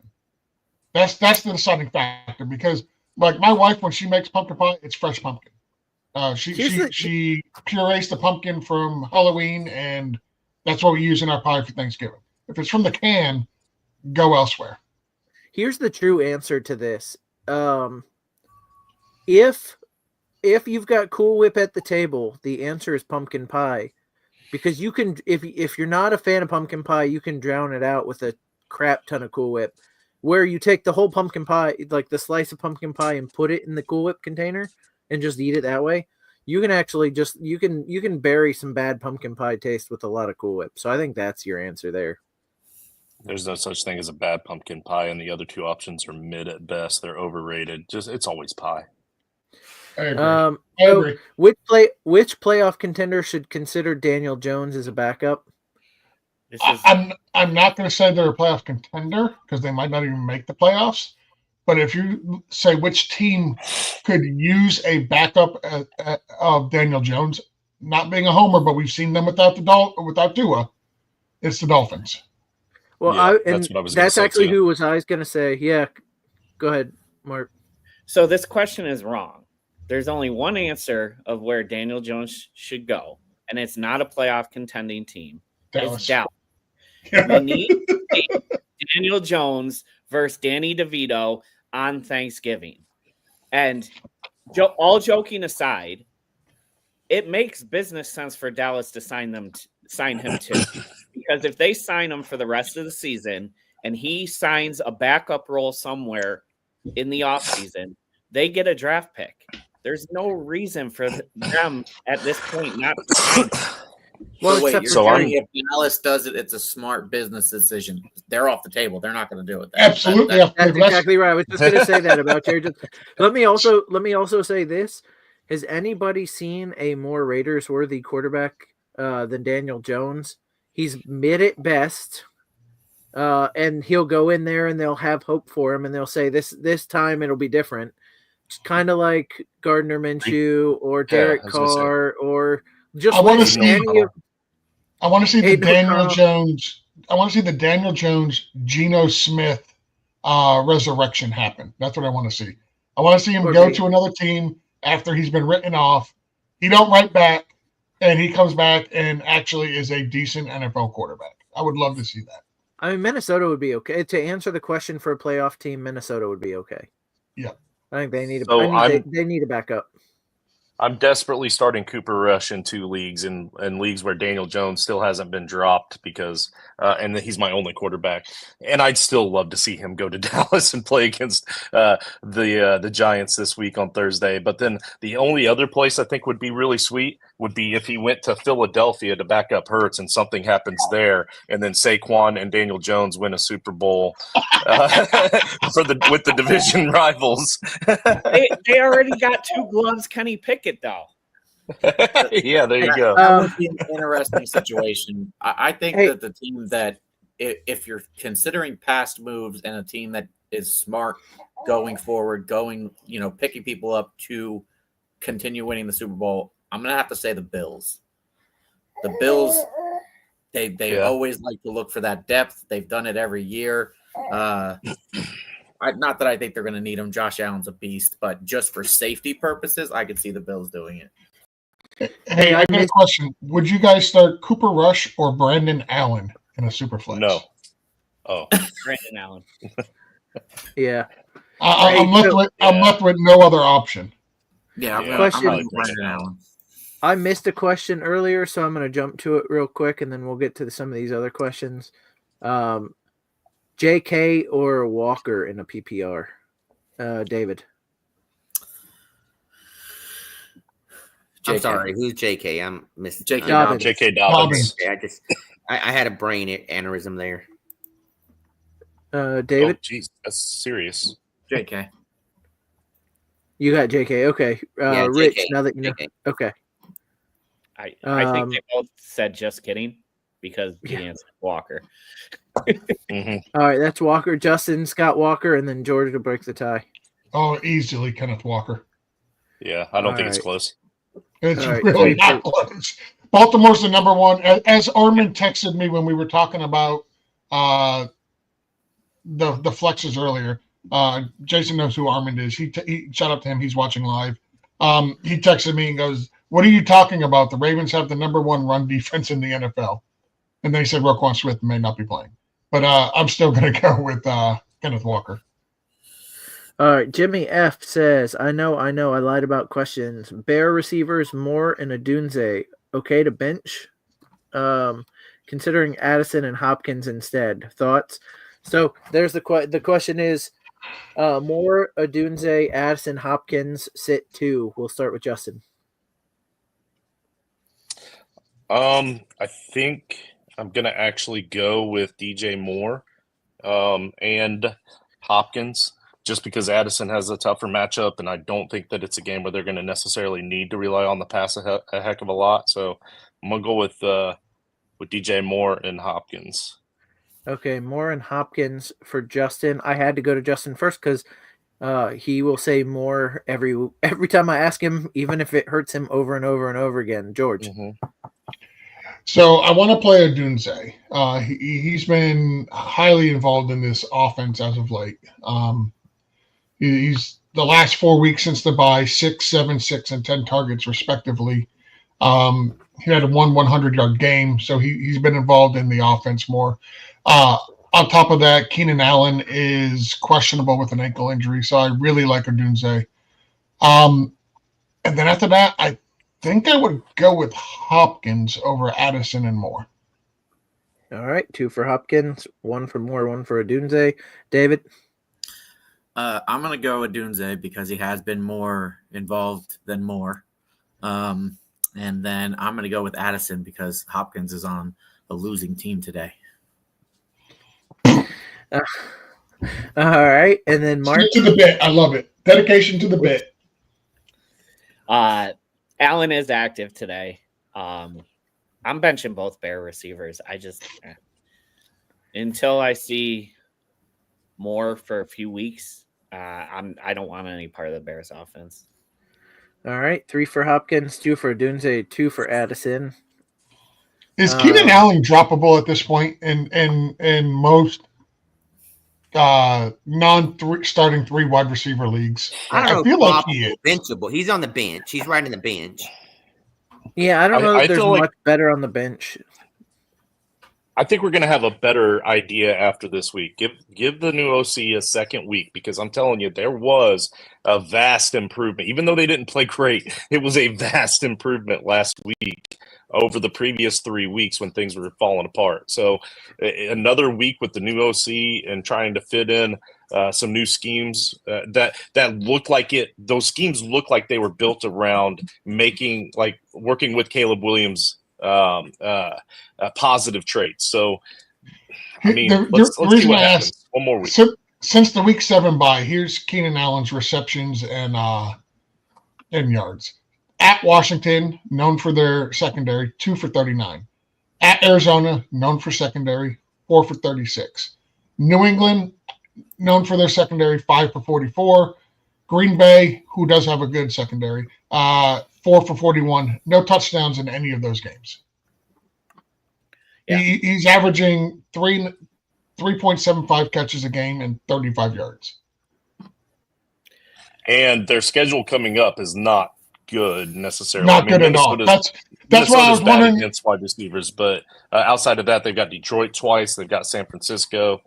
So that's during the playoff stretch too. So Yeah, that's why I was asking. Minnesota games are nice. The upcoming playoff stretch and his production alone. Like, I wonder if he's one of those guys where you could drop him for somebody else to pick up and put on their bench and let them deal with that hassle. Actually, do us a favor. Do us all a favor. Go ahead and drop him now, because if you do, then he will blow up this week. All right. Well, Rich, why don't you answer this question? We, if we're trying to get out at noon, we got a handful of questions left, so we only got 10 minutes. Let's jump off this question or let's say finish this question so we can jump into the next one. Yeah, Dunze and Hopkins. So our answer now is 3 for Dunze, 4 for Hopkins, 2 for Addison, 1 for Moore. So Hopkins and Dunze. And then I'm going to get to, let's see. I'm going to get up to Juan Pena's question here, who's been waiting ultra patiently while we've talked all kinds of nonsense all day. Who from my wide receiver 2 and flex? He's got Jefferson as his wide receiver 1. He's got Juwan Jennings. Let's do wide receiver. Juwan Jennings, Josh Downs, Xavier Worthy, Ricky Pearsall, and then Westbrook Akina or Myers. So let's start with Rich. Out of those wide receivers, who you got? Dude, man. First of all, let me start out by saying, everybody in the chat, go give us a like and support the team here. So That's his way of stalling while he looks. Yeah, appreciate that. Patreon.com/Toilets Titles. What else can we say for you, Rich? Hit the subscribe button. Genesis card breaks for David down there. There you go. Skip me. I'm sorry, guys. All right, I'll take this one. I'll take this one first. I'm going Juwan Jennings for the Juwan Jennings is the wide receiver. Mark, thumbs up. Justin, sorry. Down. Yeah, Josh Downs. Great matchup. Great situation. And then David. Same as I've been doing all day. Downs over Jennings. That's tied 2-2. Rich, you're breaking the tie. Downs. All right, 3-2. And now, same question. Add Stevenson. Who's playing? I'll take Ramondre over all of them. Likewise. All right, so that's everybody nodding there. So we are playing Downs and Stevenson. And then, should I drop anybody on my bench for Xavier Worthy, Nakine, or Pearsall? I don't see anybody there I would probably drop Valdez Scantling for Xavier Worthy. Yeah, I don't know. He's been playing but he's been playing real well. Yeah. Yeah, he would be my only option if you truly feel like you need to. But yeah, I mean, he has been playing real well, and he might be the number 1 receiver going forward. The only downside to him is he's done all he's done on 7 targets. He just happened to get 3 touchdowns, so that's not sustainable. But I feel like those 3 touchdowns have earned him the ability to get some more targets moving forward. And they face the Rams, the Giants, the Commanders. I almost said the other name after all these years for the next 3 weeks. So those are decent, favorable matchups for the most part. Obviously, the Commanders a little tougher, but so I like his opportunity to potentially get more targets. So I'm that description you gave for Valdez Scantling kind of sounds like Xavier Worthy. Yeah. Except he hasn't even been getting the touchdowns. Except he's actually getting the touchdowns. Yeah. Right. Bobby Ham says pick 2 and 2 flexes in a PPR. JMO, Dubs, Otten, Pollard, Dobbins. Please and thank you. I'm gonna start with let's see, who haven't I started with in a long time? Mark. I haven't started. Okay, Rich raises. Wait, I started with you first. Last question. And he wasn't ready. He wasn't ready. He's ready now. Let him go. Mark gets to go first since Rich just lied to me. Mark, go ahead. I'm gonna go Otten and Pollard. Otten and Pollard. All right, Justin, go ahead. Give me Otten and Give me Otten and Otten and Dobbins. I'm really hung up on Dobbins or JMO there, but I'm gonna go with Otten and Dobbins. Yeah. All right, Rich, go ahead. Yeah, I'm gonna go Otten and Dobbins too, only because I feel like they have the more higher upside for targets in touchdowns. All right, David. I'm gonna go JMO and Dobbins. George. Pollard and JMO. All right, so 3 for Otten, 3 for Dobbins, 2 for Pollard, 2 for JMO. So Otten and Dobbins it is. My son says hi, and it was also he could hear me from his room. So good morning, Eli, and I'm glad you can hear me. That's what good parenting is. Let's see. Love you, Justin. Haha, no more Tebow talk. And then after he posted this, he talked about Tebow a whole lot. No, that was after all the Tebow talk. So he's just a liar there. Minnie Jordan has some questions here. We've got Stroud or Mahomes. I'm gonna go ahead and start with Rich because I called him out last time. Yeah, this same question came up about 2-3 weeks ago when I went Stroud at the time. This time I am going Mahomes. All right, one for Mahomes, David. It's Stroud, man. Mahomes is losing today. Tied. He's sticking to the bit. Mark. Mahomes. Okay. George. Yeah, this is easily Mahomes. And then Justin. Yeah, it's Mahomes. All right, Mahomes there. Manny Jordan 7. By the way, do we think that after this season, we'll finally go back to not drafting Mahomes so high, like him being one of the first quarterbacks off the board? No, like because he'll have fourth. Rashee Rice back. They probably will have DeAndre Hopkins. They'll still have Kareem Hunt in the backfield. They'll still have Travis Kelce. He'll still go as one of the top 4 or 5 quarterbacks drafted. They still have 5 more players on the offense than any other team gets to have. They just wear black and white striped shirts. Correct. Yeah. Real quick, the last 5 weeks, CJ Stroud has more interceptions than touchdowns. I just want to point that out. This is what you guys are saying about drafting Mahomes, where he'll be drafted. I think this year, and you disagree with me or not, but QB overall play this year has been horrible. I mean, I think I've heard it's been kind of a discussion like how many 300 passing games have happened this year. It is so way down compared to previous years. I mean, building up to this year was like, oh, this is a passing league. This is a passing league. That's not the case this year, and that might be a one-off. So it's because you have a lot more quarterbacks who are running with the ball. That's why we have a lot more running quarterbacks this year, and we'll have them obviously going forward than we do in years past. Minnie Jordan 718, McConkey or McLaren? I'm going to start with George. Woo-hoo-hoo-hoo! It's McLaren, but this is extremely close for me. I am a Lad McConkey guy. Loved him at the Senior Bowl. Love what he's been doing as a rookie in Los Angeles. But this is McLaurin, but it is very, very close. All right, Justin.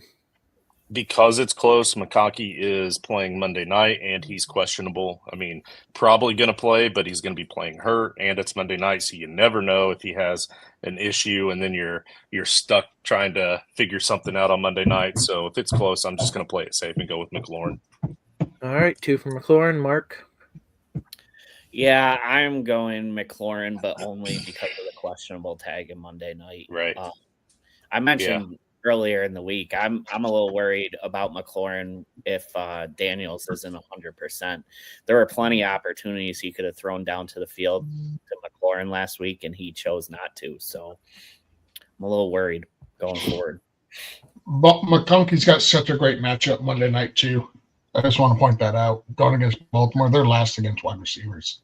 I would 100% take McConkey if there wasn't the risk that you end up with nobody there, you know? Yeah. All right, David? McLaurin. And Rich? I am going lad. He's in the game. That's going to be the highest over under. So Very, very good. Defense question. The one thing I would say is if you have somebody on your bench that you can drop, go get Josh Palmer maybe. If McConkey doesn't play, I'm sure he's probably still out there on the waiver wire because he hasn't really done much. But that would at least give you somebody to plug in if McConkey doesn't play. Just play safe and go with McLaurin. Yeah. You gotta kick yourself in the butt if it came down to Josh Palmer or Terry McLaurin. I mean, I agree. So we picked McLaurin there. Lions or Texans defense? I'm going to start with David. I'm going to go with the Lions. That's 1 for the Lions, Mark. Lions. 2 for the Lions. Justin. I wasn't really paying attention, but I'm going to go with the Lions as well. AR is good for a couple turnovers. George? go with the Texans against Will Levis. He's also good for some turnovers. So it's 3-1.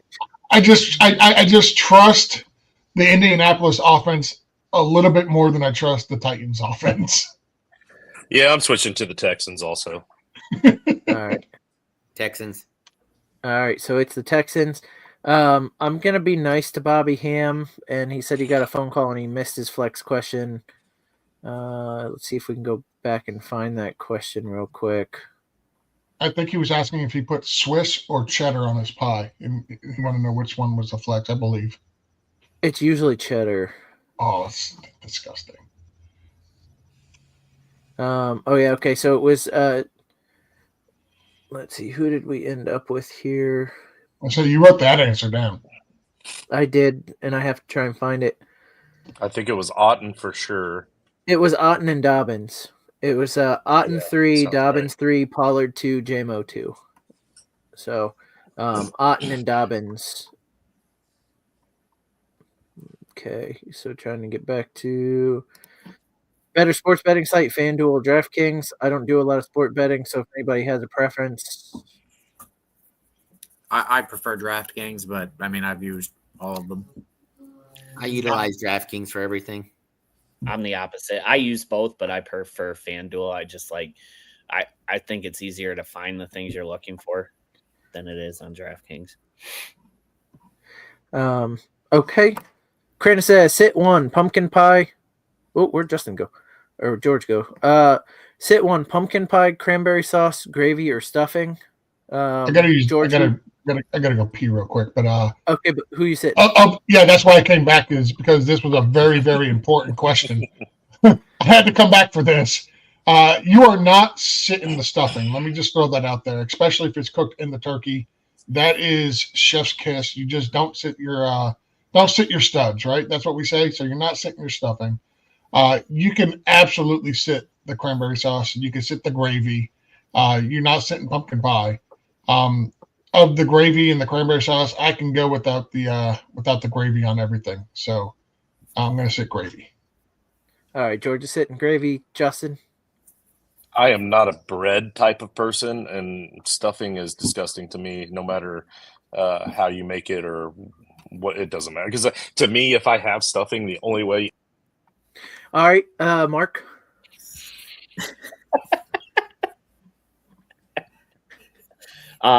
I don't have an answer. I'm sitting all. I know. Your food takes. There's no chicken tendies. This really just depends on the cranberry sauce for me. If it's that horrible fresh cranberry sauce with all them stems and stuff in it, you can get rid of that. But if it's the canned jelly type that I actually like, I'm setting stuffing as well. I just never had a stuffing that I was. Rich? Cranberry sauce for me, man. I just can't. I can't stand it. Here's the thing. Yeah, so you can't do the stuffing without the gravy or the cranberry sauce. You just can't do it. So anyway, what I was gonna say was stuffing to me is a lot like pizza. So the phrase for pizza is even bad pizza is good food. Like even bad pizza is good pizza. Stuffing's the same to me. You can have the best stuffing or a terrible stuffing, and it's still delicious. It doesn't matter. So, the one you sit here is cranberry sauce for sure. But let's see. Who puts cheese on apple pie? I will say, in a moment when these guys were talking about stuff that didn't matter, I looked up the history of cheese on pie, and one of the reasons it became popular is Mary Callender had it on their recipe box to throw cheddar on apple pie. That's odd to me, but if a major manufacturer is saying to try it, I'm down to try it. I've had it. It's not terrible. Major manufacturers want you to try a lot. This is the reason why they're out of business. It's because they make suggestions like cheese on pie. Bo Nix with turkey or Tebow with mashed potatoes? Sorry. Why would you put that question up there? This one? Yes. Because we're towards the end. Why not? Between you six, who would finish their Thanksgiving meal first? Yeah, well, It's you know not it's me. You know it's me. Yeah, No. because you're just eating chicken tenders. We're talking about Okay, you got me beat there. He's going to have his chicken tenders. I'm actually going to have sides with my. It's going to be between me and George. And if you guys don't understand, in the Marine Corps, you eat with one hand on your and you just chow it down. You're trained to do that. And even after being in the Marine Corps, I'm always the first to finish because of that. But I went through the same training with the Army. We did the same thing. We had 6 minutes, and that was from the time you were in line to the time you were done eating. And I was Stevens, so S. I was at the end of the line. I will say here's the problem. Here's the problem with this. I will tell you, I didn't have military training. I don't give a crap. I had a family who we ate as fast as possible and got back to what we were doing. And we also didn't have a ton of food at the table, so if you didn't eat fast, you didn't get seconds. So and look at me, I got seconds. I would say I've seen pictures of you younger, Jason. You were skinny. This is post that is post marriage Jason right there. I will say I got I would eat faster than all of you, but the reason that this answer isn't me is because my plate's also much bigger. So while I would eat it faster than you guys, because I pile double on the plate, we finish about the same time. Yeah, I don't even want to win this. I'm going to have so many plates. You guys can finish early. Go for it. Go take your naps. I'm going to keep eating. Rest of season, Frank for my son. Neighbors, Jennings, or Chase Brown. I'm starting with Mark. By the way, us moving around like this, now I have no idea who to go to first. We're all jumbled. I was going to call on me because I was where Mark normally is. Mark, who you got rest of the season? This question is very easy. It's Chase Brown. Super stud. David. There we go. That's more like it. Everybody's thumbs up. George, do you agree? Rest of season, give me Neighbors. All right, and Justin. I texted him that for me it's Chase Brown, but it's mostly just because of his team makeup. He has more of a need to keep Chase Brown because he's got a ton of other wide receivers. Lori's also very sweet. Hope we all have a great day. Thank you, Lori. You know which quarterback looks good throwing? Joe Shiesty. Yeah, she's still on that guy. I don't get it. He finally hit puberty, though, so that's something. Let's see. We answered his question again. Cranberry sauce is correct. I don't know how quickly others eat, but can speak for Justin. But if you mean his first, second, or third plate, there you go. That's See, I told you. That's. And then I bet I can get my third plate done faster than George can get his third plate. Oh, I guarantee that is not happening. That is not happening. Because by the time I'm done with my third plate, I've had my 3 plates, half of my wife's, and some of my daughters. Yeah. Here's the thing. If we all end up in Canton again, there is a challenge that both of you wussed out from. I'm doing it. No, I'm doing it next time. Yep. Yeah. All right, and then Andrew Miller's got the last football-related question here on the board. Should I drop Deontay Deontay Johnson for Slayton, Pearsall, Keenan Allen, or McMillan. The league is PPR and a keeper. Rich is nodding his head enthusiastically, so I feel like I have to go there first. I was listening to the System of the Down. Sorry. Oh, okay. Still got to answer the question. I was like, hell yeah, I'd get rid of Deontay Johnson. I'd give him up for Pearsall first, and I'd give him up for Pearsall. I think that's where I would go as well, George. Yeah, I think I would do it for Pearsall, absolutely. All right, and Mark.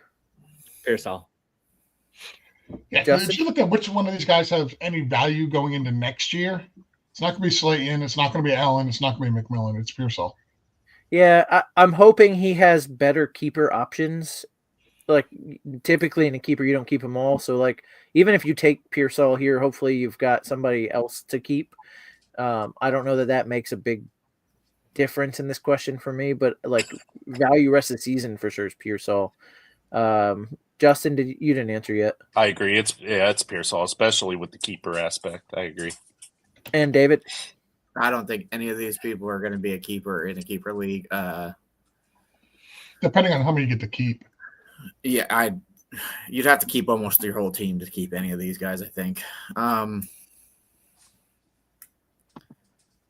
probably going to lean, and this is going to be an unpopular one, but I'm going to lean Slayton. I think he's going to be leaned on by the quarterback over there. I just don't like Keenan Allen. McMillan hasn't been used. Pearsall's not bad. There's so many weapons there. Okay.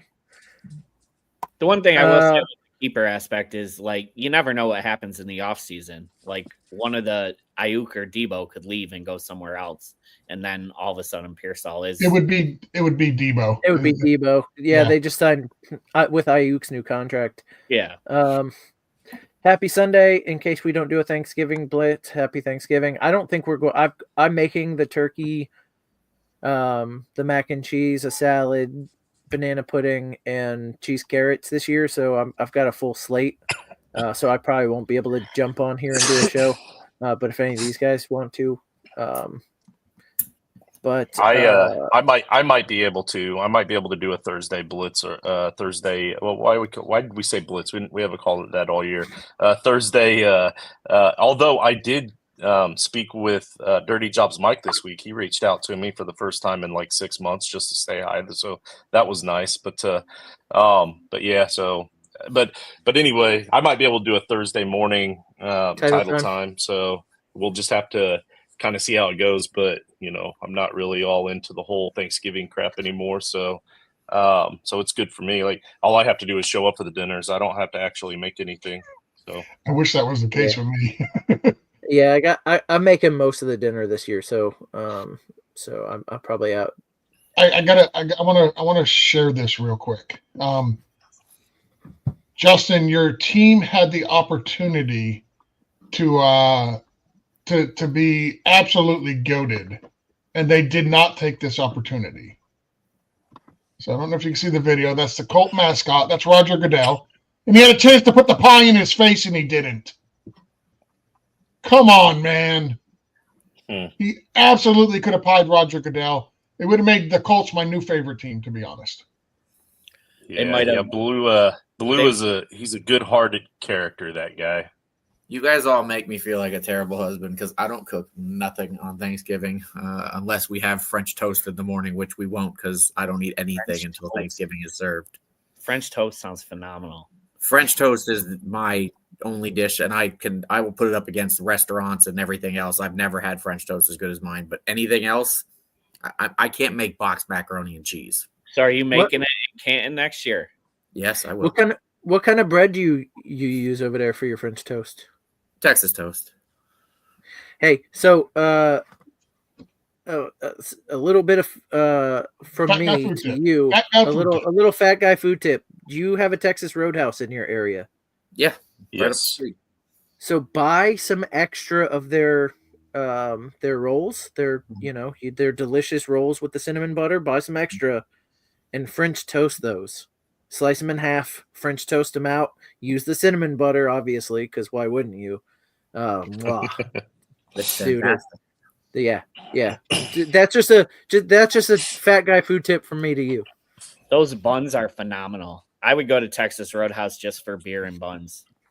Oh, they're great. They do you use the cinnamon butter? Yes, love it. Oh, dude, Listen, they're the only place I've ever found that allows me to order steak with a side of the chicken, and I can get ribs as an add-on, and all it's fantastic. And that's my common meal. It's terrible. I will say, I think Texas Roadhouse has one of the worst chicken tenders out there, just from a chicken tender. Thanks for letting us know. That's good for us to know for all of our future grandkids moving forward. I know. Or in David's case, his current kids. Lori says, is it normal we give our husband the rest of the plate? Also, we need you guys to have Thanksgiving plate eating contest, portions measured equally. Yes, it is normal for you guys to give us the rest of your plate, and I will lose said contest because I start eating at the first football game and I stop eating at the end of the last football game. I just sit down and continuously have food brought to me throughout the entire day. Right. So anybody have any also we can't do that because you guys are going to make me have stuffing on my plate, and I don't want that. You mean we'll let you have stuffing? We will allow you to have. Anybody have any outside the box desserts, like outside of your normal pumpkin pie and that kind of stuff? I do banana pudding. I'll have to make you guys kiffles when I come up there too. Before I did this the football card thing, I was making a homemade pastry and selling them at farmers markets and stuff. Dina just yelled from the other room, I make a chocolate pie. We do peanut butter blossoms with Reese cups instead of the Hershey Kiss. And then also a thing called tiger butter. It's basically just peanut butter and chocolate into like chunks that look like fudge, but it's not fudge. It's like peanut butter and then those like chocolate wafer chips, and they mold together. Very good. Give me a second here because we do have a couple of football questions. We're going long for sure. But we have a couple football questions, and we'll get right back to the reason for the show, the food. Is it worth dropping Darnold for Geno, Richardson, or May? I'm going to go ahead and answer. I haven't been answering questions because I break ties, but I would drop Darnold for Richardson. I'd probably drop Darnold for May at this point. But David, what do you got? Yeah, I'd drop him for. Well, yeah, probably either Richardson or May. I feel like both of them. I just feel like Darnold has a harder schedule coming up than the other ones, and their rushing upside puts them over Darnold for me. Rich? I'm rolling with Darnold. I mean, this is a single QB league, so they're always going to be there. Just play matchup. Richardson might not. I don't know. Richardson might not. Like, he's with the rushing upside.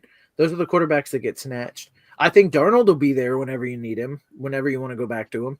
Yeah, no, I get it. That's what I'm saying. I mean, he could drop and play and stuff like that, but obviously this is going to be a single QB league, so I'm still rolling with Darnold because he has the better options. All right, George? Yeah, looking at the remaining schedule for Richardson, the only two teams that even remotely close to scaring you is Detroit this week, when they really don't scare you, but then the Denver game, week 15. Other than that, he's got New England, Tennessee, the Giants, Jacksonville. If you go to week 18, that is a beautiful, beautiful, beautiful schedule. There is a bye week in there, week 14, so, take that for what it's worth. But I would go with Richardson over Darnold. Justin, same? No, I don't think we view a beautiful schedule in the same light because when I look at that, I see the Lions, which is obviously scary, and sure, the Patriots next week, but then a bye week the week right before your fantasy playoffs, and then Denver week 1 of your fantasy playoffs. The Titans actually have a really solid defense this year in the second round of your fantasy playoffs. So you're not able to use him when you absolutely need him. So, but for me, I'm gonna keep Darnold because I know Chicago's tough against quarterbacks, but that's a division game. He should be fine. I think I'm gonna hang on to Darnold. Yeah, I don't really like any of these options aggressively. And then New England's 23rd against quarterbacks. Denver's, you got the bye week, which it's Anthony Richardson. He's probably going to need that week to heal up.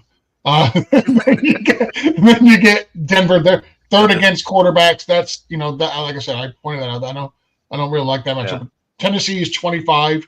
The Giants are 17. If you go week 18, Jacksonville's last. That's a pretty good schedule. All right. I think we answered it. You can take what you want from what these guys just argued through. Jelly of the month. I love that name. So Jelly of the month. That's a Christmas Vacation throwback there. 8-3 and lost Godwin. Probably last week I can flex Kareem Hunt, trade Jaden Daniels, and Roshan Johnson to a 5-6 team needing a win for either T. Higgins or Brian Thomas Jr.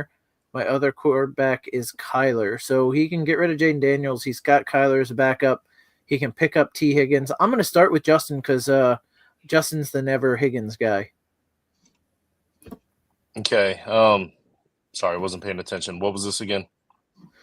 All right, I'm going to start with David because David was paying attention. Okay. I wasn't paying attention. Sorry, I was looking over my lineup since we're running. We're past 12 o'clock, so we're kind of busy setting lineups here. Yeah, I'm trying to get some sports bets in real quick.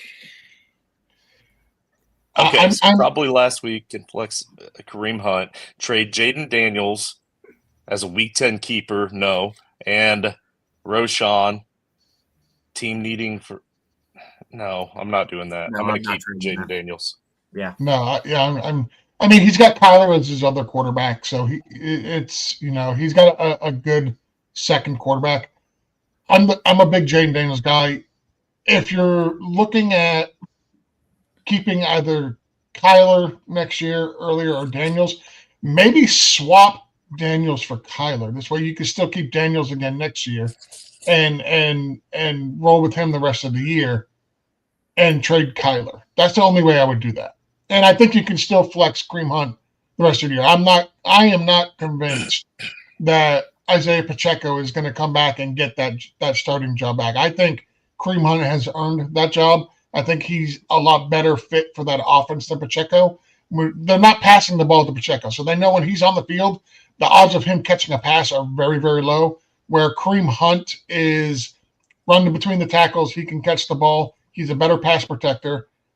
He's just a better overall fit for that offense. So don't be too out on Kareem Hunt the rest of the season. I think I would do this deal. I would try to get a little more thrown in on your side. But if you have Kyler, I think you're fine going forward at quarterback, where you can trade Jaden Daniels for T. Higgins, who's been phenomenal ever since he came back. Justin's favorite player. All right. Until next week when he also is not back anymore. Do you think it's wrong to bring your own Tupperware to Thanksgiving? Absolutely not. We do it two. You do it two different ways. One, you bring empty. Most normal people bring empty Tupperware to bring Thanksgiving home, because the best part of Thanksgiving is the day after. And if you're going somewhere, everybody knows that they expect you to bring some home. Mark, on the other hand, brings Tupperware to Thanksgiving because that's how he gets his tendies to a normal Thanksgiving Day dinner. It's normally a freezer bag. Dude, step your game up. You know, cheap Tupperwares at Walmart. And then Lori says they're doing Indigenous Peoples Day probably on Friday, so good going there. Should I drop Dowdle or Pittman for Christian Watson? I would drop Pittman for Christian Watson. Anybody else with me? Who's coming with me? I'd drop Dowdle for Christian Watson. I would too. So would I. Depends on your running back situation. I replied to him earlier and stuff like that. To me, what are you really getting in value? I mean, Christian Watson is an up and down player and stuff like that. I mean, depending on where you're on running backs and everything, I don't know if I would give up Dowdle in case I need him. I'm not dropping either for Watson. I'm staying where I'm at. All right, and that is our last I non-food got, I related got, question. I got a football question here. Same here. Isaiah Likely or Adam Thielen? All his players are on bye. I probably want to go Likely. One for Thielen, Thielen. one for Likely. I'm gonna go Likely. Thielen. Yeah. Rich. Yeah, so guy just sent me an offer. He's willing.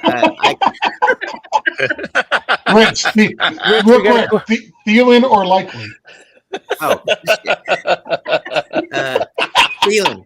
Thielen. I have that Thielen feeling. I'm going to go Thielen as well. So I got this offer. All right. So a guy just sent me an offer. He's willing to give me Nico Collins, but I got to give up Connor or Brees Hall. What type of league? Is it redraft or what? Yeah, it's a redraft. Who are your other running backs? Like, who are you starting if you give one of them up? Chuba Hubbard.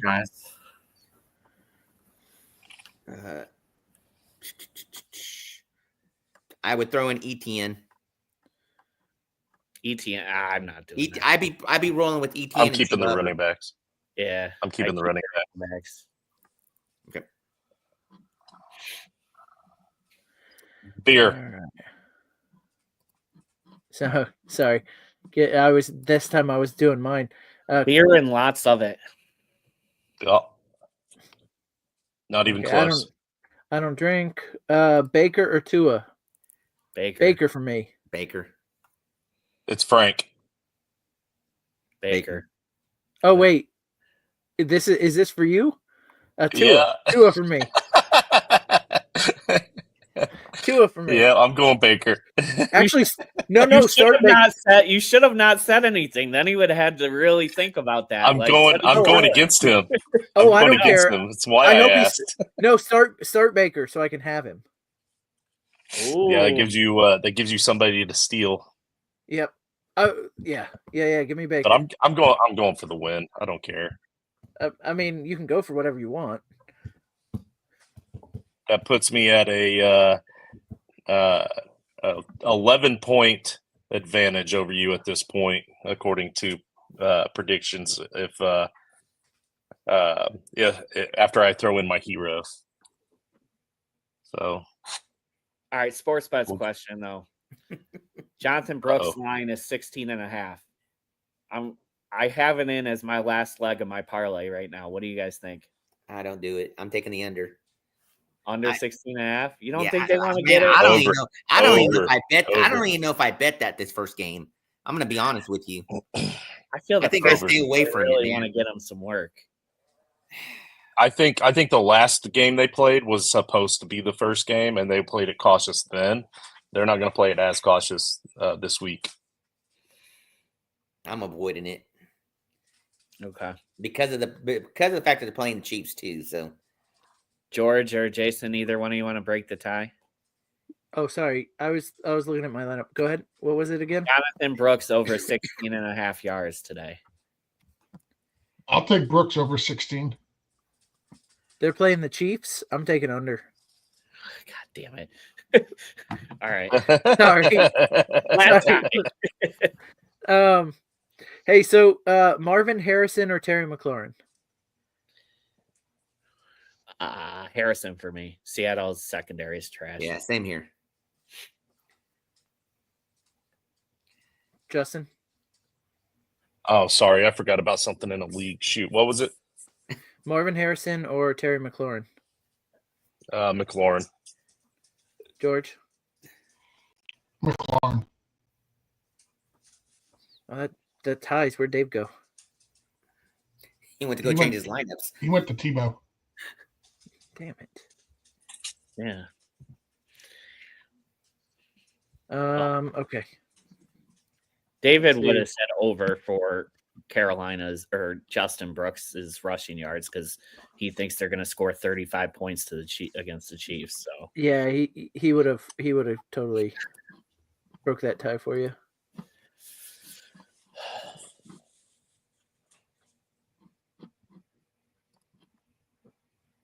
All right, boom. All right. I think I am set up. All right, guys, I am going to wrap this up because we're all now just staring at our own screens instead of. Well, because we were supposed to be off 30 minutes ago. So with that, I do want to say thank you guys for watching as usual. Thank you for asking questions, being interactive. Justin may have a show Thursday morning. He'll announce it on Blue Sky and on our Discord if we're going to do a show.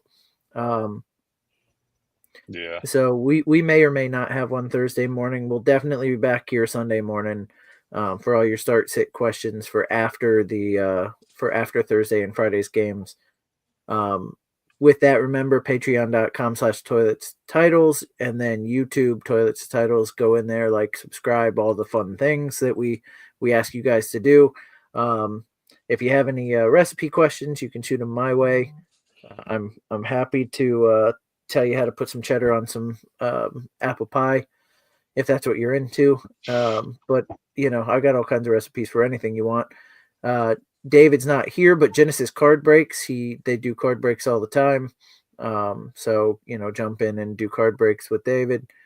So for me, David, Mark, Justin, Rich's beautiful wife, George, Dina, the babies, everybody involved in the show, thank you guys. I hope you have a great Thursday. I hope you have a happy Thanksgiving. Be safe. If you go out and celebrate, make sure you Uber home. There is no excuse anymore. There wasn't an excuse before, but there's less of an excuse now. There's all kinds of ways to get yourself home for very little amount of money. You can call AAA. You can call AAA 1-800-44 AAA help, whatever that is, and they will actually tow your vehicle for free if you're inebriated. We want you to be right back here on our next show. So that you can ask us some more questions. So make sure you get yourself home safe from all these celebrations.